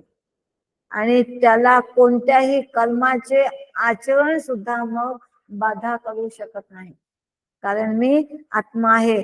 जन्म मरण केव्हाही त्याला बाधा करू शकत नाही. अशांना जो असा आत्मरूपाने वावरत असतो, परमात्मा स्वरूपाने अद्वैतात वावरत असतो, त्याला जन्म मरण नसते. जन्म मरण आपण कित्येकदा बघितलं आहे. देहाला आहे, आत्म्याला जन्म नाही, आत्म्याला मरण नाही. देहाला आहे. मग असा जो आत्मस्वरूपात वावरतो त्याला जन्म मरणाची बाधा होत नसते. आणि त्यामुळे ब्रह्मवस्तू जवळ शास्त्र शब्दाची कथा चालत नाही. ते अनुभवण्याचा विषय आहे. तिथं कोणची प्रक्रिया असं काहीतरी धागे दोरे बांधले, पाणी दिलं, ही सगळ्या प्रक्रिया आहेत, सगळ्या युक्त्या आहेत. हे उपवास करा, ते कर्म करा, या युक्त्या सुद्धा तिथं चालत नाही. हे सगळं तिथं हरपून जाते. काही नाही, वेगळेपणाचा भावच नाही. जसं आपण बघतो आहे, वर आणि कन्या दोघांचं लग्न लावण्यासाठी सगळा समाज पाहिजे, नातेवाईक पाहिजे, तो ब्राह्मण पाहिजे. आपण म्हणतो देवा ब्राह्मणाच्या साक्षीने आमचं लग्न झालं. पण जेव्हा पूर्ण हे लग्नाचं माता पिता बंधू सुदूत ब्राह्मण सगळे जमले, लग्न झालं, पण जेव्हा ते पती आणि पत्नी होतात त्यानंतर त्यांच्या भेटीसाठी हे कोणीच नाही पाहिजे. त्यात सगळे हे त्याला प्रतिबंध वाटतात, हे मध्ये मध्ये येणारे पाहिजे. तिथं त्यांना कोणीही मध्ये नाही पाहिजे. सगळे सुदूत माता पिता ब्राह्मण सगळे आता गेले पाहिजे. तसंच मी आणि भगवंत म्हणजे अद्वैत मी एकला. फक्त आता मीच आहे, तो आणि मी एक. जसे ते दोघं एक रूपाने मिळतात, एकच होतात. त्यांचं आयुष्य एक असते, त्यांचे विचार एक असतात, त्यांची राहणी एक असते, त्यांचं सगळं एक असते. तसंच अद्वैत ज्याला म्हटलं आहे, तसं ते पती पत्नी होऊन जातात, पण सगळ्यांच्या साक्षीने होतात. तसंच ही पूजा कर्म हे सगळं सोडून, सगळी कथा सगळी प्रक्रिया सगळं सोडावं लागते. आणि आता फक्त तोच मी आहे. जसं ती सगळ्यांना सोडून एकटी त्याची होऊन जाते, मग त्यांच्या दोघांच्या मध्ये कोणीच नाही पाहिजे. माता पितानी, शूद्र नाही, ब्राह्मण नाही, देव नाही, कोणीच नाही. तसंच मी आणि भगवंत अद्वैत इतकी एकपणा, दुसरं कोणीही मध्ये नाही आलं पाहिजे. हे निर्दोष ज्ञान आहे. मग त्याला हे सगळे जर मध्ये मध्ये येत असतील तर प्रतिबंध लागतो, त्यांना अडचण होते यांची. पण लग्न होईपर्यंत सगळे पाहिजे. एकदा का लग्न लागलं की आता हे सगळे नको, हे सगळं कर्म आता नको, प्रतिबंध लागून जातो मग कर्माचा. ब्रह्मस्वरूप आणि मी एक आहो, मीच तो आहे. इतकी एकरूपता जशी त्या मुलीने केली तशी एकरूपता हा ज्ञानाचा सुद्धा उपरण व्हायला पाहिजे. की मला ज्ञान झालं, जसं आपण बघितलं आहे की मग मध्ये तो ब्राह्मण, लग्न लागून देणारी ब्राह्मण सुद्धा नको आता. पण लग्न लावाय, ब्राह्मणाशिवाय लग्न नाही लागत, पण लग्न लागल्यावर ते नाही पाहिजे. तसं आता ज्ञान सुद्धा नाही पाहिजे, काहीच नको, तोच मी आहे. आता माझ्या घरामध्ये मध्ये मध्ये कोणीच नको, हे समाज नको, माता पिता नको, ब्राह्मण नको, कोणीच आहे, सगळ्यांची उपरम मी. तसाच ही ज्ञानाची सुद्धा उपरम झाला पाहिजे. पहिले कर्म, मग उपासना आणि ज्ञान. आता इतकी एकरूपता साधली आहे, आता काहीच नाही, ज्ञान सुद्धा निवळून गेलं, सगळं उपरम. आणि असा शब्दांचा विराम झाला आहे. आता तो फक्त तो आनंद अनुभवाचा आहे, ज्याला ब्रह्मानंद म्हटलं आहे. आणि पुन्हा एक आपण हे पण बघतो, मग एकदा लग्न झालं कोणी त्यांच्या घरामध्ये ढवळाढवळ करायला जात सुद्धा नाही. जाते का कोणी? समाजातलं कोणी येऊन त्याला आयुष्यात कधी विचारते का रे तुझं लग्न झालं बरोबर सुरू आहे की नाही? किंवा ते ब्राह्मण जातात का एकदा तरी? किती लोकांचे लग्न लावतात, जातात का विचारायला कसं काय सुरू आहे तुझं? मी तुला लग्न लावलं होतं बरोबर आहे की नाही? हे सगळं कोणी मध्ये जात नाही आणि त्यांना कोणाला मध्ये ते पाहिजे सुद्धा नसतं. तसे हे तिन्ही सुद्धा कर्म, उपासना, ज्ञान हे तिन्ही सुद्धा आता माझ्या आणि त्याच्या मधात कोणी नको, तो ना मी एक, बस या स्थितीवर पोहोचायचं. आणि संसाराचं आपण लवकर करतो, इकडेच नाही करत, तेवढंच इकडे झालं पाहिजे. हीच ही श्रीकृष्ण पुरुषोत्तम भगवान श्रीकृष्ण हेच बघू बघत आहे. ती ब्रह्मप्राप्ती एकदा झाली की मला माझा पती मिळाला की आता मला कोणीच चांगलं नाही वाटत. तसंच मला एकदा भगवंत मिळाला की आता मला संसार चांगला नाही वाटत. दुसऱ्या दिवशी ती मांडव पद्धतीला ती मुलगी जाते, तुमचं घर आमचं घर म्हणते. हो, 25 वर्ष ज्या आई वडिलांना सोबत राहिली त्या आई वडिलांना म्हणते हे तुमचं घर माझं घर. ते एका दिवसात किती लवकर केलं होते, किती लवकर स्वीकार केला. आणि आपण इकडे म्हणतो हळूहळू होईल, होता होता होईल, आयुष्य चांगलं गेलं अजून होतच नाही. तिथं कसं स्वीकारलं? हा जो भाव आहे हेच अपेक्षित आहे भगवंताला. ही अद्वैताची भावना आहे, तू स्वीकारून घे. आणि हे लग्न लावणारे श्री गुरु असतात की तुला एकदा सांगून दिलं, जसे ब्राह्मण म्हणतात की तुझं लग्न झालं आता तू त्याची आहेस, की स्वीकारून घेतला. तसंच मला श्री गुरुंनी म्हटलं आहे तू ब्रह्म आहेस, स्वीकारून घे. जेवढ्या लवकर आपण हे मानून घेतो तेवढ्या लवकर आपलं ऐक्य होते. आणि जोपर्यंत ती मुलगी तिथं रमत नाही तोपर्यंत ती त्या घरची होतच नाही. देहाने पडली असते, बाकी तिला ते ऐक्य तिने पावलं नाही तर तिचा संसार कधी चांगला होत. तसंच जोपर्यंत आपण श्री गुरूंचं ऐकत नाही तोपर्यंत आपण त्या ब्रह्मानंदामध्ये वावरू शकत नाही. नेहमी संसाराकडे माहेराकडची ओढ लागली तशी त्या आपल्याला संसाराची ओढ. आणि जो माहेराकडे जी मुलगी धावत असते ती घरामध्ये रमत नाही, तिचा संसार चांगला होत नसतो, आपल्याला सगळ्यांना माहित आहे.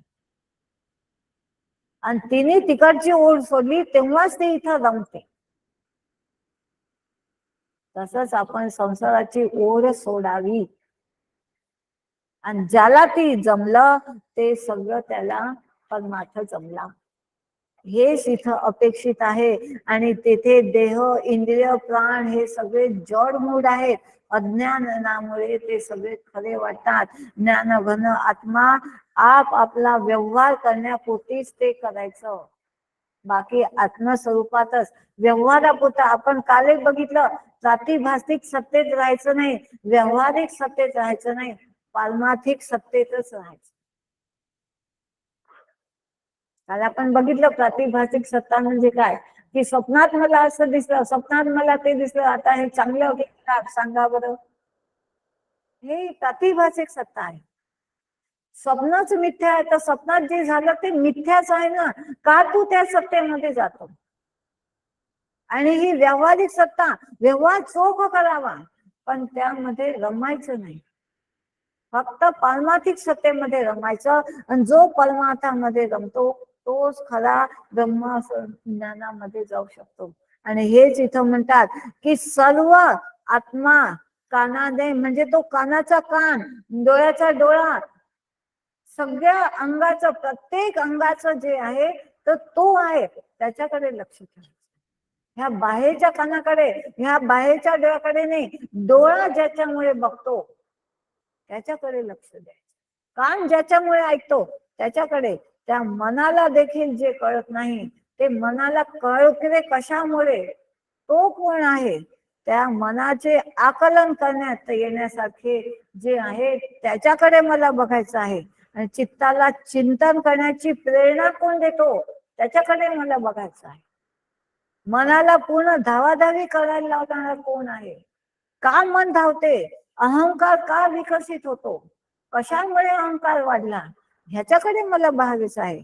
मला बुद्धीमध्ये प्रकाश पाडणारा कोण आहे, मला संसाराकडे कोण नेतो, मला परमार्थाकडे कोण नेतो, हे कामुळे असं होतं. हे आत्मप्रकाशानेच प्राण हालचाल करतात. हे प्राण म्हणजे ते आत्मप्रकाशात आहे. उद्धवा तू विचार कर, हे सगळं जे सांगितलं आहे ते जड आहे. मन सुद्धा जड, हे सगळे कान नाक हे अवयव, दाही अवयव सुद्धा जड. हे सगळे बुद्धी मन चित्त अहंकार सगळं जड. यांना जे चालवणार आहे ते तत्व काय आहे, ते अधिष्ठान काय आहे, त्याच्याकडे मला लक्ष ठेवायचं आहे. नाही त्या अधिष्ठानाकडे जो बघून व्यवहार करतो तोच स्वतः सिद्ध होत असतो आणि त्याकडे आपल्याला बघायचं आहे. मग अशा प्रलय काळ झाला तरीही तो दगत नाही. त्याला पक्क आठवण आहे, त्याला पक्क माहित आहे की हे नित्य विवेक केलेला आहे की हे नित्य नव्हतंच आणि नित्य जे आहे ते मी आहे, तो आत्मा आहे आणि तो कधी जात नाही, तो स्वतः सिद्ध आहे. असा स्वतः भेद अभेद या दोहोंमध्ये नांदवतो, द्वंद्वामध्ये नेतो. मी निर्द्वंद्व अशा प्रकाशात राहायचं आणि हीच खरी भक्ती आहे, आत्मसिद्धी आहे, हाच खरा आत्मबोध आहे. आणि त्याच्या बोधामध्ये आत्मबोधाचा उपदेश दृढ बुद्धीने जो करतो किंवा त्यातच तो राहतो तोच दुसऱ्या देह रूपाने मग उरतच नाही, तो आत्मरूपाने परिपूर्ण असतो. उद्धवा मी तुला हे विशेष करून समजावून सांगितलं की तू या देह रूपाने ऐकू नको, माझ्या सांगितलेल्या आत्मबोधामध्ये तू वापर. आणि अशा बोधानेच माणूस मुक्त होतो, नाहीतर दुसऱ्या कोणत्याही याने मुक्ती मिळत नाही. काही पंडित जनाचं मन असे की प्रपंच सत्य आहे, याचा अनुभव येत आहे. हो कसं म्हणता तुम्ही की हे मिथ्या आहे, मी डोळ्याने बघत आहे, त्याच्यात वावरत आहे, असं कसं तू म्हणतो, असं कसं तुम्ही म्हणता की हे असत्य आहे, हे मिथ्या आहे. हे तू माझं म्हणणं आहे, वेदांताचं म्हणणं आहे की अद्वैत कुठून तुम्ही आणले, हे वेदांनी कुठून असं म्हटलं. हे सगळं दिसते आहे, प्रपंच हे सगळं डोळ्याने दिसत आहे, त्याला मिथ्या म्हणायचं, जे दिसत नाही त्याला सत्य म्हणायचं. हे आणलं तरी कुठून? अद्वैताचे नाव नाही, गाव नाही, रूप नाही, मग अद्वैत मिथ्या आहे की नाही? आणि जे दिसते आहे त्याला तुम्ही मिथ्या कसं म्हणता, जे दिसत नाही त्याला खरं म्हणता, हे उलट काम तुम्ही कसं करता? तर त्यासाठी ज्ञानाभिमान पूर्ण ह्याला, हे जो असे प्रश्न करतो समजून जायचं ह्याला ज्ञानाभिमाने पूर्ण छळले आहे. तो ज्ञानाने की हे सगळं माझं केलेलं आहे, हे माझं आणलेलं आहे, हे माझे सगळे आहे, हे माझ्या तुझ्यामुळे द्वैतामध्ये प्रपंचामध्ये हा रमलेला आहे, म्हणून याच्या मनामध्ये हा विचार येतो आहे. याला द्वैताने छळलं आहे असं म्हणतात. असे जे विचारात जो गुरफटलेला असो त्याला स्वतःच्या ज्ञानाचा म्हणजे व्यवहारिक ज्ञान आहे ते आत्मज्ञान किंवा ब्रह्मज्ञान नाही आहे, त्यातून तो निघाला नाही आहे, त्याने त्याला छळ आहे, म्हणून त्याला ज्ञानाभिमान झालेला आहे. आणि असं स्वतःला तो विसरून गेलेला आहे की मी कोण आहे, म्हणून हे सगळं त्याच्या मनामध्ये येते. आणि असा जो अभिमानामध्ये जातो त्यांना जन्म मरण भोगावे लागतात. तो पढत मूर्ख आहे, समर्थ म्हणतात. पढत मूर्ख हे पूर्ण त्यांनी स्वाध्याय दिलेला आहे आणि तसा तो आहे. तो अज्ञानाने सोलीव सार आहे, तो महामोह आहे. जो असा महामोह आहे, मोहात आहे, त्या म्हणजे ज्ञानाभिमानाच्या विचाराचे हे कडू फळ आहे, कडुलिंबासारखे फळ त्याला मिळाले आहे की त्याला हा प्रपंच सत्य वाटत आहे. कशाचं फळ आहे? अज्ञानाचं, ज्ञानाभिमानाचं फळ आहे की तो पूर्ण त्याच्यामध्ये रमलेला आहे. आणि असे हे कौशल्य विद्वान वेदांत पठण श्रुती पुराण शास्त्र पूर्णपणे जाणतात, पण त्यांना वक्तृत्व पण छान येते, निस्सीम असतात, अगदी शुद्ध गर्विष्ठपणा त्याचा हा आहे. कारण त्यांना स्वतःच भान नाही आहे मी कोण आहे. बाकी सगळं त्यांना माहित आहे, वेदांत माहित आहे, त्याचं पठण माहित आहे, शास्त्र माहित आहे, सगळं कर्म माहित आहे, पण मी कोण आहे हेच माहित. म्हणून ते म्हणतात की संसार सगळं दिसत आहे, मी माझा देह दिसत आहे, आणि तरी तुम्ही म्हणता की हे असत आहे. खरं मी कोण आहे हेच त्याला नाही माहित. अद्वैत ज्ञानाने समाधान, शांती, तृप्ती कशी मिळते हे तो जाणतच नाही, कारण तो अज्ञानामध्येच आहे. हे सगळं लौकिक जे ज्ञान आहे त्याला इथं अज्ञान जमा करून टाकलेलं आहे. जसं आपण भिक्षु गीतामध्ये बघितलं की त्याला हे सगळे त्यांनी पूर्ण मिळवलं आणि लौकिक संपत्ती सगळी त्याची गेली, तर तो म्हणते की माझी लौकिक संपत्ती गेली, मला अलौकिक संपत्ती मिळाली, म्हणजे मला विवेक वैराग्य मिळालं. पण हा जो असा ज्ञानी आहे त्याला बाकी सगळं मिळालं, पण अलौकिक संपत्ती, विवेक आणि वैराग्य त्याच्याजवळ नाही. त्यामुळे ते हे दिसणारं सगळं आहे त्याला तो सत्य मानत आहे. तो अति गर्विष्ठात जातो, त्याच्याजवळ शांती नाही, तृप्ती नाही, वैराग्य नाही, आणि त्यामुळे तो देहाभिमानाने नागवलेला आहे, कारण तो त्याच्या सौजन्याप्रमाणे चालत आहे. त्याची दिशा चुकलेली आहे ज्ञानाची. आणि या लागी न धरावी ते संगती, त्याशी न करावी वंदती. असा जो ज्ञानाभिमानी आहे त्याची संगती करू नका म्हणतात, कारण तो तुम्हालाही तिथं घेऊन जाईल. कदा नव जावे त्या प्रती, त्याच्याजवळ जाऊ पण नका. ते त्याज्य निश्चित जीवे भावे, असे त्याज्य आहे त्यांना दूर ठेवावे. असे जे देहाभिमानी आणि लौकिक संपत्तीच्या याच्यामध्ये अभिमानाने राहतात त्यांना सोडून द्यावे. त्या लागी न धरावी संगती, त्यांची संगती धरू नका म्हणतात. त्याशी न करावी वंदती, त्याशी बोलणं चालणं वंदन करणं हे पण योग्य नाही. कदा न जावे त्या प्रती, त्याच्याजवळ जाऊ सुद्धा नका. आणि ते त्याज्य निश्चित जीवे भावे, ते सोडण्यासारखेच आहे, त्यांना सोडून द्या. त्याचे न लागावे बोली, त्याच्यासाठी त्याच्यासोबत बोलू सुद्धा नका. त्याचे न चालावे चाली, त्याच्यासोबत चालणं बोलणं उठणं बसणं बंद करा.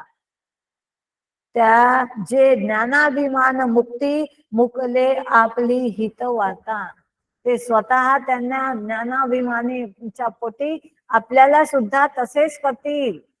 म्हणून त्यांच्या सोबत बोलणं चालणं येणं जाणं सगळं बंद करा, जो असा अभिमानी आहे. आणि ते न आणावे निज मंदिरा, त्याला आपल्या घरी आणायचं नाही. स्वये न वाचावे त्याच्या दरा, आपण त्याच्या घरी जायचं सुद्धा नाही, त्याला आपल्या घरी बोलवायचं सुद्धा नाही. न आणावे निज मंदिरा, स्वये न वाचावे त्याचे उद्वारा, त्याशी न पुसावे विचारा, जे अभिमान द्वारा नाडिले. त्याच्याशी काही विचारसरणी, काही आपला व्यवहार सुद्धा त्याला विचारून करायचं नाही, कारण ते अभिमानाने नाडलेले आहेत, गर्विष्ठ झालेले आहेत. अशा गर्विष्ठासोबत काही व्यवहार करायचा नाही. वेदशास्त्रांचा मतितार्थ जो का अद्वैत परमार्थ, तो ज्यासी नावडे निज स्वार्थ, चाविरा अनर्थ त्या पाशी. का बरं ते नाही सोडायचं सांगितलंय? सगळं त्यांचं वेदशास्त्रांचा मतितार्थ त्यांना नाही माहीत, तो अद्वैत परमार्थ तो जाणत नाही. म्हणून त्याशी नावडे निज स्वार्थ, जो स्वतःचा स्वार्थ आहे, निज स्वार्थ म्हणजे मुक्ती, भवसागरात पार जाणं, हे त्याला नाही आवडत. हा प्रपंचच त्याला खरा वाटत आहे, मग त्याच्यातच तो आपल्याला अटकेल ना, म्हणून त्याच्यापासून दूर राहावे, त्यापाशी नाही जायचं. आणि असा जो असतो साधकाच्या योगाभ्यासामध्ये येणारे ही विघ्न आहे त्यापासून निवृत्त आपण राहायचं, की अशांच्या सोबत राहिलं की ते आपल्या अभ्यासामध्ये आपल्या मार्गामध्ये विघ्न तयार करतात, स्वतःही जात नाही, आपल्यालाही जाऊ देत नाही, चित्त चंचल होते, काम क्रोधादी दोष येतात, अनेक कल्पांपर्यंत ते पूर्ण त्याच्यामध्येच अंधासारखे पडून राहतात अभिमानामध्ये, आणि परदारा आणि परस्त्री त्याला चांगली वाटू लागते, आसक्ती निर्माण करतात, स्वतःही त्याच्यात आसक्त असतात आणि तुमच्या माझ्यालाही ते आसक्त करतात, निर्माण करतात. ही सगळी विघ्न योग्यांच्याही जवळ येऊ शकतात. मी इतका पोचलेला तरीही त्यांच्या संगतीने येण्याची शक्यता आहे, म्हणून दूर राहा. त्याच्यापासून निवृत्तीचे उपाय लक्ष्मीपती म्हणतात ते हेच आहे की त्याच्यापासून व्यवहार येणं जाणं सगळं बंद. आणि असं जे काम आहे ते आधी व्याधी सकळ विघ्न विकल्प विकर्म देहाभिमान, हे सगळं आधी व्याधी आणणारे कोण आहेत? हे विकर्म, हे देहाभिमान आणणार आहे. म्हणून जो देहाभिमानी आहे त्याच्यापासून आपण दूर राहावे. आणि ज्ञानाभिमानाची दहन कधी ज्ञान लक्षणा उद्धवा. आपल्यामध्ये जर ज्ञानाभिमान असेल त्याचं दहन करून टाकायचं, त्याला गाहू द्यायचं नाही. जसं रावण दहन करतो की नाही आपण, तसं आपण आपल्या मधला ज्ञानाभिमानाचं दहन करायचं जर असेल तर. हे सगळे माझ्याजवळ आहेत का? माझं चित्त चंचल आहे का? माझ्याकडे काम क्रोध आदी दोष आहेत का? असे पूर्ण जर माझ्यामध्ये मला दिसत असेल तर समजून जायचं की मी अभिमानात आहे. मला पदस्त्री पदधन चांगलं वाटते का? त्याच्याबद्दल मला आसक्ती वाटते का? असे सगळे गुण माझ्यामध्ये असतील तर समजून जायचं की मी त्याच्यातला आहे आणि त्याचं मी दहन करायचं. सोपं का? दुसऱ्यांचे गुणदोष बघायचे नाही, आपण या अभ्यासावरून आपलेच बघायचे. श्रद्धेने नाम घेतले की वैराग्य होते, विषयांचे निर्धारण जमते. हरिनाम एक ते पेटवण्यासाठी काडी आहे. निर्धारण करा म्हटलं आहे ना, कसं करायचं? की स्वतःला आग लावून घ्यायची हे नाही आहे, हरिनाम घ्यायचं आहे. श्रद्धेने हरिनाम घेतले असता वैराग्य आपोआप येते, विषयांचे निर्धारण होते, विषयांपासून आपलं मन भगवंताकडे जाते. एक इलाज सुद्धा भगवंत सांगून राहिला, हरिनामादी मंत्रांचे पुनश्चरण केले तर विघ्नांचाही नाश होतो. नेहमी याचेच पुनश्चरण ठेवायचं, नेहमी या हरिनामामध्येच राहायचं. अजून पाहिजे, अजून पाहिजे, ह्याच्यामध्ये भगवंताचं नाव घेताना कधीही तृप्ती होऊ नये. येता जाता बसत उठता कार्य करता काय करायचं? भगवंताचंच नामस्मरण असावं. आणि हेच शरीराच्या व्याधीपासून सगळ्यात मोठं औषधोपचार आहे. आणि मनाच्या व्याधीसाठी योगाभ्यास करायचा. शरीराची व्याधी घडली तर आपण कसं औषधोपचार करावे लागतात. मनाची व्याधी घडली तो योगाभ्यास करायचा. आणि काही उपद्रवांचे निवारण करण्यासाठी माझ्या ध्यानाचे आणि नामस्मरणाची गरज आहे. बाकी सगळे जे आपल्या जीवनात उपद्रव होतात त्यासाठी एक सगळ्यात मोठं औषध म्हणजे नामस्मरण आहे. तेच करायचं. योगेश्वर भगवंत स्वतः सांगत आहे. दुसऱ्या तिसऱ्यांनी सांगितलं तर आपण विश्वास नाही ठेवणार, पण भगवंत स्वतः सांगत आहे. नाम कीर्ती, संत सेवा आणि सतसंगती ह्या त्रिवेणीमध्ये राहायचं. कशाला त्रिवेणी म्हटलं आहे? एक नामाची कीर्ती, नेहमी त्याची लीला गायची, नेहमी संतांच्या सेवेत राहायचं आणि सतसंगती ही त्रिवेणी भगवंतांनी खरी त्रिवेणी ही आहे. आणि ह्या ही त्रिवेणी ज्याला लाभली तो महाभाग्यवंत आहे. आणि असा उपसर्गाला त्याला मग तो इतक्या कोणालाही त्रैलोक्यात त्याला कोणीही खाली आणू शकत नाही, जो नेहमी अशा त्रिवेणीमध्ये. आणि म्हणून सत्संगासारखे ओजस्वी दुसरे साधन नाही आहे. सगळ्यात श्रेष्ठ साधन सत्संग आहे. सत्संगामध्ये अज्ञानाचा नाश होतो, देहाभिमान सुटतो. त्यापेक्षा अति मोठे भयानक अजून दुसरे काय साधन सांगावे की सत्संगामध्ये देहाभिमान सुटतो. त्यामुळे नेहमी सत्संगात राहावं. जगातील सर्व प्राण्यांचा देह प्रारब्धाच्या कर्मानुसार चालतो, पण कर्मानुसार जन्म मरण अपरिहार्य आहे. पण त्या देहानेच मनुष्य हे सगळं करू शकतो ना. त्याच देहाने तो नामसंकीर्तन करू शकतो, त्याच देहाने संत सेवा करू शकतो, त्याच देहाने तो सत्संगती करू शकतो. म्हणून भगवंताने हा देह देऊन आपल्यावर उपकार केले आहे. हे आपण नेहमी बघायचं आणि ह्या 3 गोष्टी नेहमी करायच्या. दुसरं संसारातलं काम तर प्रारब्धानुसार जे येईल ते करणं आहे, पण त्यात हे करण्यासाठीच मनुष्य देह, त्याच्या अधीन व्हायचं नाही. ते जसं आपण बघितलं की ही जी ही सत्ता आहे, व्यावहारिक सत्ता, ती कर्माधीन, ती व्यवहार करून घ्यायचा, पण त्याच्यात चित्ताची ते चिंतन मनन त्याचं व्हायला नको. फक्त व्यवहार करण्यापुरता करून मोकळं व्हायचं. चिंतन मनन निधिध्यासन नेहमी भगवंताचं नामस्मरण, त्या व्यवहाराचीच आठवण ते नको. व्यवहार करायची मनाई नाही आहे, पण त्याचं चिंतन नाही करायचं. हे राहिलं आहे, ते राहिलं आहे, मला त्याच्याशिवाय आता कसं करू, हे सगळं नको. एकदा झालं, जे झालं ते झालं, पटकन मोकळं करा, अजून आपल्या पणामध्ये येऊन जा. आणि जो नश्वर देहाच्याच मागे धावतो आणि त्याच्याच चिंतनात राहतो, तो महामूर्खपणाचे काम करतो. त्याच्याकडे नेहमी मूर्खपणामुळे जन्म मरण येत असते. असा विचार करून पाहिले तर संसार हा अज्ञानासह नाशवंत आहे आणि त्या नाशवंत संसाराचाच हा एक भाग आहे. मग त्याकडे रमून काय मिळणार आहे? फक्त माझ्याच बोधाने, माझ्याच या ब्रह्मरूपात, माझ्याच शरीर दिलेल्या शरीराने येऊ शकतो आणि आत्मसुखात परस्पराच्या माझ घरात त्याने नांदावं. बाकी जगामध्ये नांदायचं नाही. कशामध्ये नांदा म्हणतात? आत्मसुखाच्या माझ घरामध्ये. माझ घरामध्ये जाण्याची परमिशन असत नाही आणि तिथंच नांदा म्हणतात. कशाच्या? आत्मसुखामध्ये नांदायचं.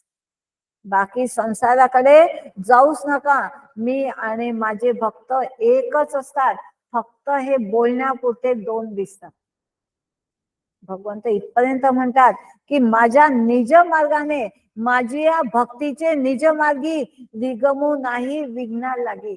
असा जो माझ घरामध्ये राहतो त्याला काही विघ्न येत नाहीत. मग आणि मी भक्ताच्या प्रेमाभागी रंगलो रंगी श्रीरंग.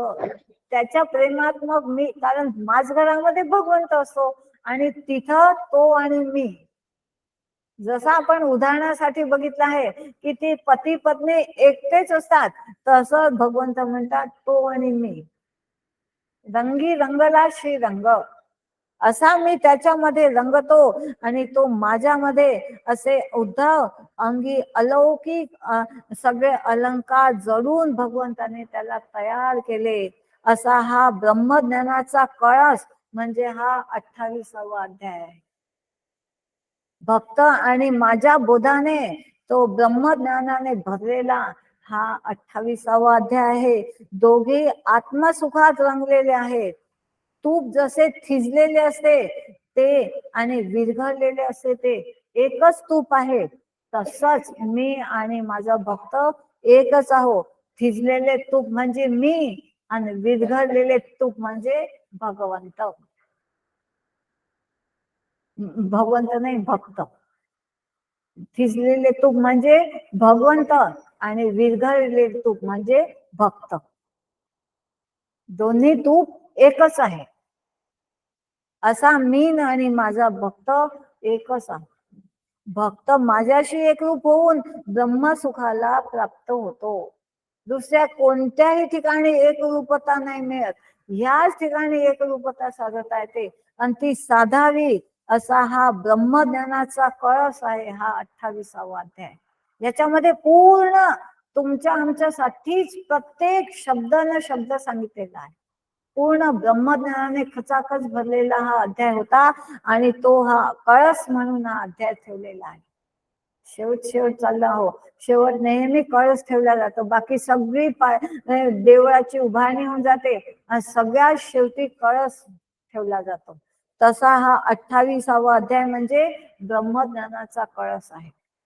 आणि श्रीकृष्ण भगवान मोठ्या धन्य शिल्पकार आहे. त्यांनी ह्या श्रीमद भागवताच्या देवळावर ब्रह्मज्ञानाचा कळस स्वतः बसवलेला आहे.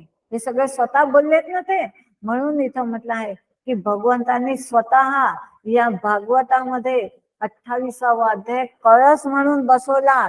ते स्वतः शिल्पकार झाले त्या काळचे. आणि त्यामुळे अलंकाराचा हा मुकुटमणी, जसे सर्व अलंकारामध्ये मुकुट सगळं श्रेष्ठ असतो, तसा हा 28वा अध्याय सर्वश्रेष्ठ मुकुटमणी आहे. आणि त्याचे प्रतिपादन या ग्रंथामध्ये या 28व्या अध्यायात केलेले आहे. त्या अध्यायाची भक्तीची माता जो श्रीकृष्ण, त्याने उद्धवाला ब्रह्मज्ञानाने अलंकृत केलेला आहे. जशी आई आपल्या बाळाला सगळे अलंकार घालून अलंकृत करते, तसं भगवंताने ह्या अध्यायामध्ये आपला भक्त उद्धव त्याला अलंकृत केले आहे. आणि उत्तमोत्तम ज्ञान सांगून नश्वर शिखांत शृंगारलेले आहे. नश्वरापासून सोडून अगदी नख शिखांत त्याला शृंगार केला आहे. आणि उद्धवाच्या अंगी अलौकिक अलंकार जडून ते बसले.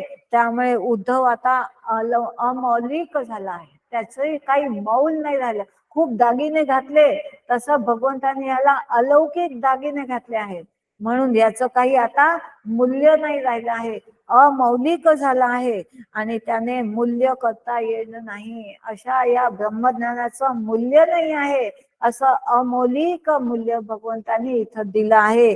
त्यामुळे हा त्रैलोक्यात वंद्य झाला आहे. कोण? उद्धव. त्यामुळे हे सगळं आपल्याला मिळालं आहे, म्हणून उद्धव वंदनीय आहे. आणि व्यासांसारख्या महामुनींनी या पुराणामध्ये म्हणून त्या उद्धवाची गाथा गायलेली आहे. नाहीतर भगवंताची गाथा गात असतात, पण उद्धवाचं सगळं यामध्ये व्यासांनी सांगितलं आहे, भागवत व्यासांनी लिहिलं आहे. तर त्यांनी सुद्धा इतके महामुनींनी का उद्धवाला घेतलं, तर ते म्हणून कारण तो असा भाग्याचा आहे, भगवंताने त्याला अलंकृत केलेला आहे. रसामध्ये श्रेष्ठ असलेले अमृत आणि त्यालाही पिकलेले फिके करून टाकणारं हे उद्धवाचं परम अमृत. सगळ्यांमध्ये अमृत श्रेष्ठ म्हणतो आपण, आणि हे परम अमृत भगवंताने उद्धवाला पाजले आहे. ते अमृत देहाला अमर करते आणि ह्याचा हे अमृत देहापासूनच सोडून घेते, दुसऱ्यांदा देह धारण करायचं नाही, असं हे परम अमृत निश्चितच आहे. आणि हेच श्रीकृष्णाने कथामृत म्हटलं आहे. आणि हे उद्धवाला शांत केले आहे आणि अमर केले आहे. म्हणून कथामृत भागवत जेव्हा सुरू लागलं, परीक्षितीला सांगायला बसले, तेव्हा सगळे देव आलेले होते अमृत घेऊन, की हे अमृत घ्या, याला पाजून द्या, म्हणजे हा मरणार नाही, आणि ही कथा आम्हाला द्या. याला कथामृत सांगितले आहे. ती कथामृत उद्धवाला शांत करण्यासाठी भगवंतांनी पाजले आणि त्याला अमर केले, सर्वांगाने शांत केले. तृप्त झाला उद्धवपणाला, तो विसरला, स्वानंदात डोलू लागला. आता त्याला काही त्रास नाही आहे, द्वैताचा त्याचा नाश झाला आहे. आता भगवंत निजधामाला जाईल, मलाही घेऊन जाईल, हे सगळं त्याचं मिटलं आहे. आता तो शांत झाला आहे. संसाराचा लाथा हाणून देवाच्या डोक्यावर चढून देव भक्तपणाला त्याने गिळून घेतलेला आहे. आता देवही नाही, भक्तही नाही, मी कोण आहे? तो ब्रह्म आहे. म्हणून म्हटलं आहे देवाच्या डोक्यावर चढला आहे. कशामुळे? तो ब्रह्मपदाला पावलेला आहे आणि स्वतः सच्चिदानंद स्वरूप, आनंद स्वरूप, निजात्म स्वरूप असा झालेला आहे. सगळीकडे त्याला शुद्ध परमानंदाने, स्वानंदाने कोंडाटलेला शुद्ध आनंदामध्ये तो नांदत आहे. स्वानंदामध्ये तो नांदत आहे. स्वानंद म्हणजे ब्रह्मानंद. नश्वर पदार्थांच्या त्यागाची अवस्था त्यांनी पावलेली आहे. हे नश्वर सगळं त्याचं नष्ट झालेलं आहे आणि तो ब्रह्म जो सत आहे त्याला तो पावला आहे. आणि असा जडाचा निषेध करून ब्रह्म वस्तूला, चित वस्तूला तो पावलेला आहे. आतापर्यंत ते आपण बघितलं आहे. उद्धवाच्या मनामध्ये अजूनही आहे की भगवंत थांबला पाहिजे म्हणून विचार, पण आता विचारणं या अध्यायामध्ये बंद झालेला आहे. आता तो शांत झाला आहे. तू न मी एक अद्वैतामध्ये त्यांनी बघून घेतला आहे. आता माझाही देह जाणार आहे आणि देवाचाही भक्त देह जाणार आहे. आता त्याला देहाची काळजी मिटलेली आहे. त्यामुळे तो मिथ्या ज्ञानाने तो सुटलेला आहे. तो ब्रह्मज्ञानाने सच्चित आनंद मध्ये गेलेला आहे. सत जे आहे, चित जे आहे, ज्ञानरूप जे आहे त्या आनंदामध्ये झालेला आहे. एक उद्धवच भाग्याने गंभीर आहे. अशा भाग्याचा उद्धवच आहे. इतकं ज्ञान जर आपल्याला झालं असेल तर आपण सुद्धा उद्धवाच्या पंक्तीत बसू शकतो. जे आपल्यालाही सगळ्यांना भगवंतांनी सांगितलं आहे, म्हणजेच आपल्या श्री गुरुने आपल्याला सांगितलं.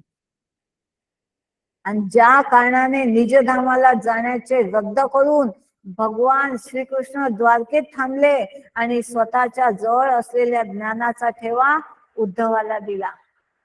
आणि आता तो ज्ञानाचा ठेवा देऊन भगवंत निजधामाला जातील. आता उद्धव नाही रोखणार त्याला. आणि हे ज्ञाता पिता त्यांनी हे ज्ञान स्वतःचे पिता वासुदेव, बंधू बलराम किंवा पुत्र प्रद्युम्न कोणालाही नाही दिलं, पत्नीलाही नाही दिलं, उद्धवाला दिलं.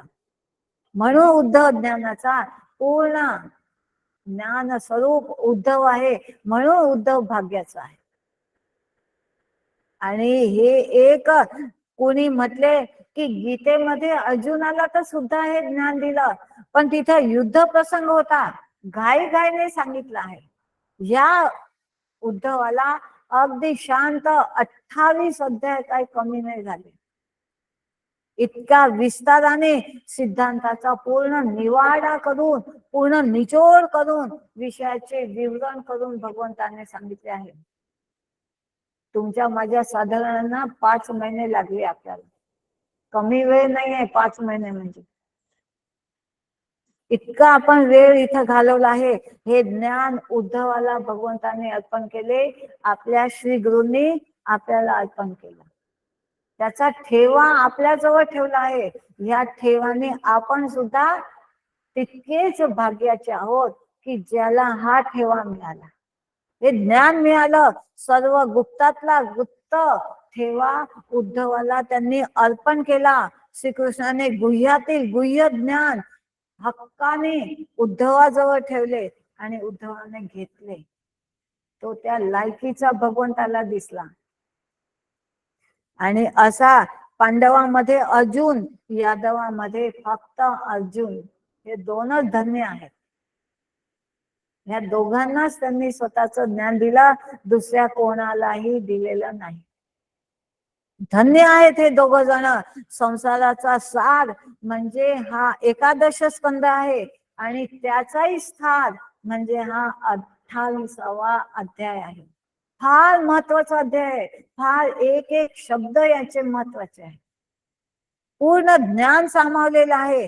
ज्याप्रमाणे यती मध्ये परमहंस संन्यासी सगळ्यात श्रेष्ठ असतो, तसाच भागवतामध्ये हा 28वा अध्याय सर्वात श्रेष्ठ आहे. परम पवित्र वैकुंठ श्री भगवंताला तिथं शोभतात, तसा भागवतामध्ये हा 28वा अध्याय शोभत आहे. इतका श्रेष्ठ आहे.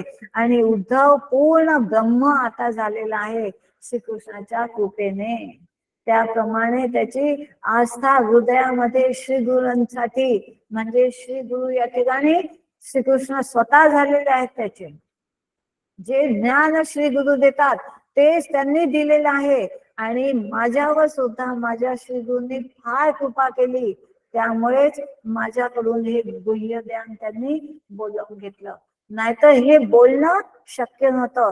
यावर श्री गुरुच प्रकट झाले असं म्हणणे मूर्खपणाच होईल. कारण द्वैतात चाललं जाईल की ते इथं आले, ते इथं गेले, म्हणजे ते आणि मी वेगळं होऊन जाईल. हे द्वैतात जाण्यासारखं होऊन जाईल. ते स्वतः प्रकट आहेत आहेत आणि आहेत. इथून जो गेला असेल तो येणार नाही की नाही, ते गेलेच नाही, इथंच आहे. ते दादा इथून गेलेच नाही, मग आले कुठून? त्यांच्याच कृपेने हे सगळं प्रकट झालेलं आहे असंच म्हणणं आता उचित आहे. ते स्वतः सिद्ध आहेत आणि त्यांनीच बोललेलं आहे, त्यांनीच कृपा केली, असे केले की ते त्यांनी माझा मीपणा घेऊन घेतला पाहिजे. माझं मी पण घेतला, म्हणजे द्वैतात मी वेगळा आणि ते वेगळे असे मी मानत होते. तर त्यांनी माझा मीपणा काढला आणि अद्वैतात पहिले नेलं आणि मग हे सगळं बोलावलं. म्हणजे स्वतः सारखे त्यांनी केलं आणि मग ते जे बोलतात ते ह्या तोंडातून बोलव, ह्या तोंडाचा त्यांनी उपयोग केला आणि स्वतःच बोलले आहेत. ते न मी वेगळे आहे असं म्हटलं तर पुन्हा द्वैतात जाण्यासारखं होऊन जाईल. पण आता द्वैतात जाणे नको, मीच ते आहे आणि तेच मी आहे, ते वेगळे नाही. जर मी अजून द्वैतात गेली तर अज्ञान येण्याची भीती आहे. म्हणून ते न मी वेगळे नाही आहे, मी न माझे श्री गुरु एक आहेत आणि त्यांनीच हे सगळं बोलले आहेत. त्यातही श्रेष्ठातला श्रेष्ठात हा 28वा अध्याय. ते म्हणत की माझे तोंड आहे, मी कसा स्वतः त्यांनी हे तोंड वापरलं आणि आता त्या मुखाने ते आत्मसुख, आत्मी सत्ता निश्चितच श्री गुरुच बोलत आहे. हे सगळं त्यांनीच बोललेलं आहे. हे 28व्या अध्यायाचे निरूपण म्हणजे प्रत्यक्ष ब्रह्म निरूपण होय आणि ब्रह्मानेच केलेलं निरूपण, म्हणजे त्यांनी स्वतः केलेलं हे निरूपण आहे. दुसरं कोणीही स्वतःचा अनुभव स्वतःच बोलू शकतो, त्यांचा अनुभव आपण कसे बोलू? आणि ते बोलले आहेत म्हणजे त्यांनीच हे सगळं पुढे बोलवून घेतलेलं आहे. दुसरं कोणालाही शक्यच नाहीये. ही निरूपण श्रद्धेने ऐकून उद्धव सुद्धा पूर्ण शांत झाला आहे. तसे तुम्ही आम्ही सगळे शांतीला पावावं ही अपेक्षा आहे. आणि पुढील अध्यायामध्ये ब्रह्मप्राप्तीचा सुगम उपाय स्वतः श्रीकृष्ण सांगणार आहे. ब्रह्मप्राप्तीचा सुगम उपाय जसा आता भगवंत आणि उद्धवांनी पावलेला आहे, तो अध्याय मोक्ष प्राप्तीचा अध्याय आहे. पुढचा अध्याय 29वा. त्यामध्ये अधिकार नसलेल्या लोकांनीही भवसागरातून कसे सहज उतरून जावे हे सुद्धा सांगितलं आहे. की अजूनही भगवंत म्हणतात 28व्या मध्ये इतकं स्पष्ट समजावलं आहे. अजूनही काही बाकी असेल तर ह्यामधून तो निघून जाईल. प्रत्येकाला भवसागर पार करूनच द्यायचा आहे आणि तेच सर्व लोकांनी भवसागर पार सहज व्हावं यासाठी आता पुढचा अध्याय आणि त्याच्यामध्ये सोपा उपाय श्रीहरी सांगणार आहेत. ते श्रीरामाने जसा सेतू बांधला आणि सगळे वानर आपोआप पार झाले सागर पार, तसेच भगवंतांनी हा पुढचा अध्याय बोलून आपल्याला भवसागर पार होण्याचा रस्ता करून दिलेला आहे. तर तो अध्याय आपण उद्या सुरुवात करूया. आज आपण इथे इति श्रीमद भागवते महापुराणे एकादश स्कंदे भगवत उद्धव संवादे परमार्थ निर्णय नाम 28वाध्याय पूर्ण. श्रीकृष्णार्पणमस्तु. हरे नमः हरे नमः हरे नमः. गोपाल कृष्ण भगवान की जय. उद्या आपण 29वा अध्याय सुरू करूया. इथं आज थांबूया. श्रीराम जय राम जय जय.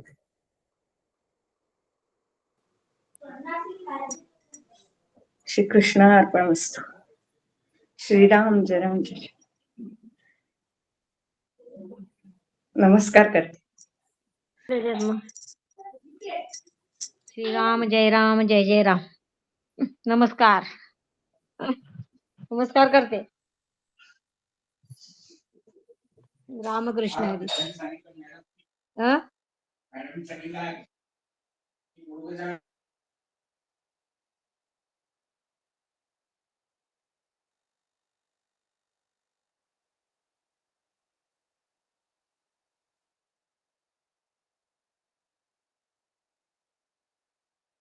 रामकृष्णरी मयुरी, रामकृष्णरी. अतिशय सुंदर. रामकृष्णरी.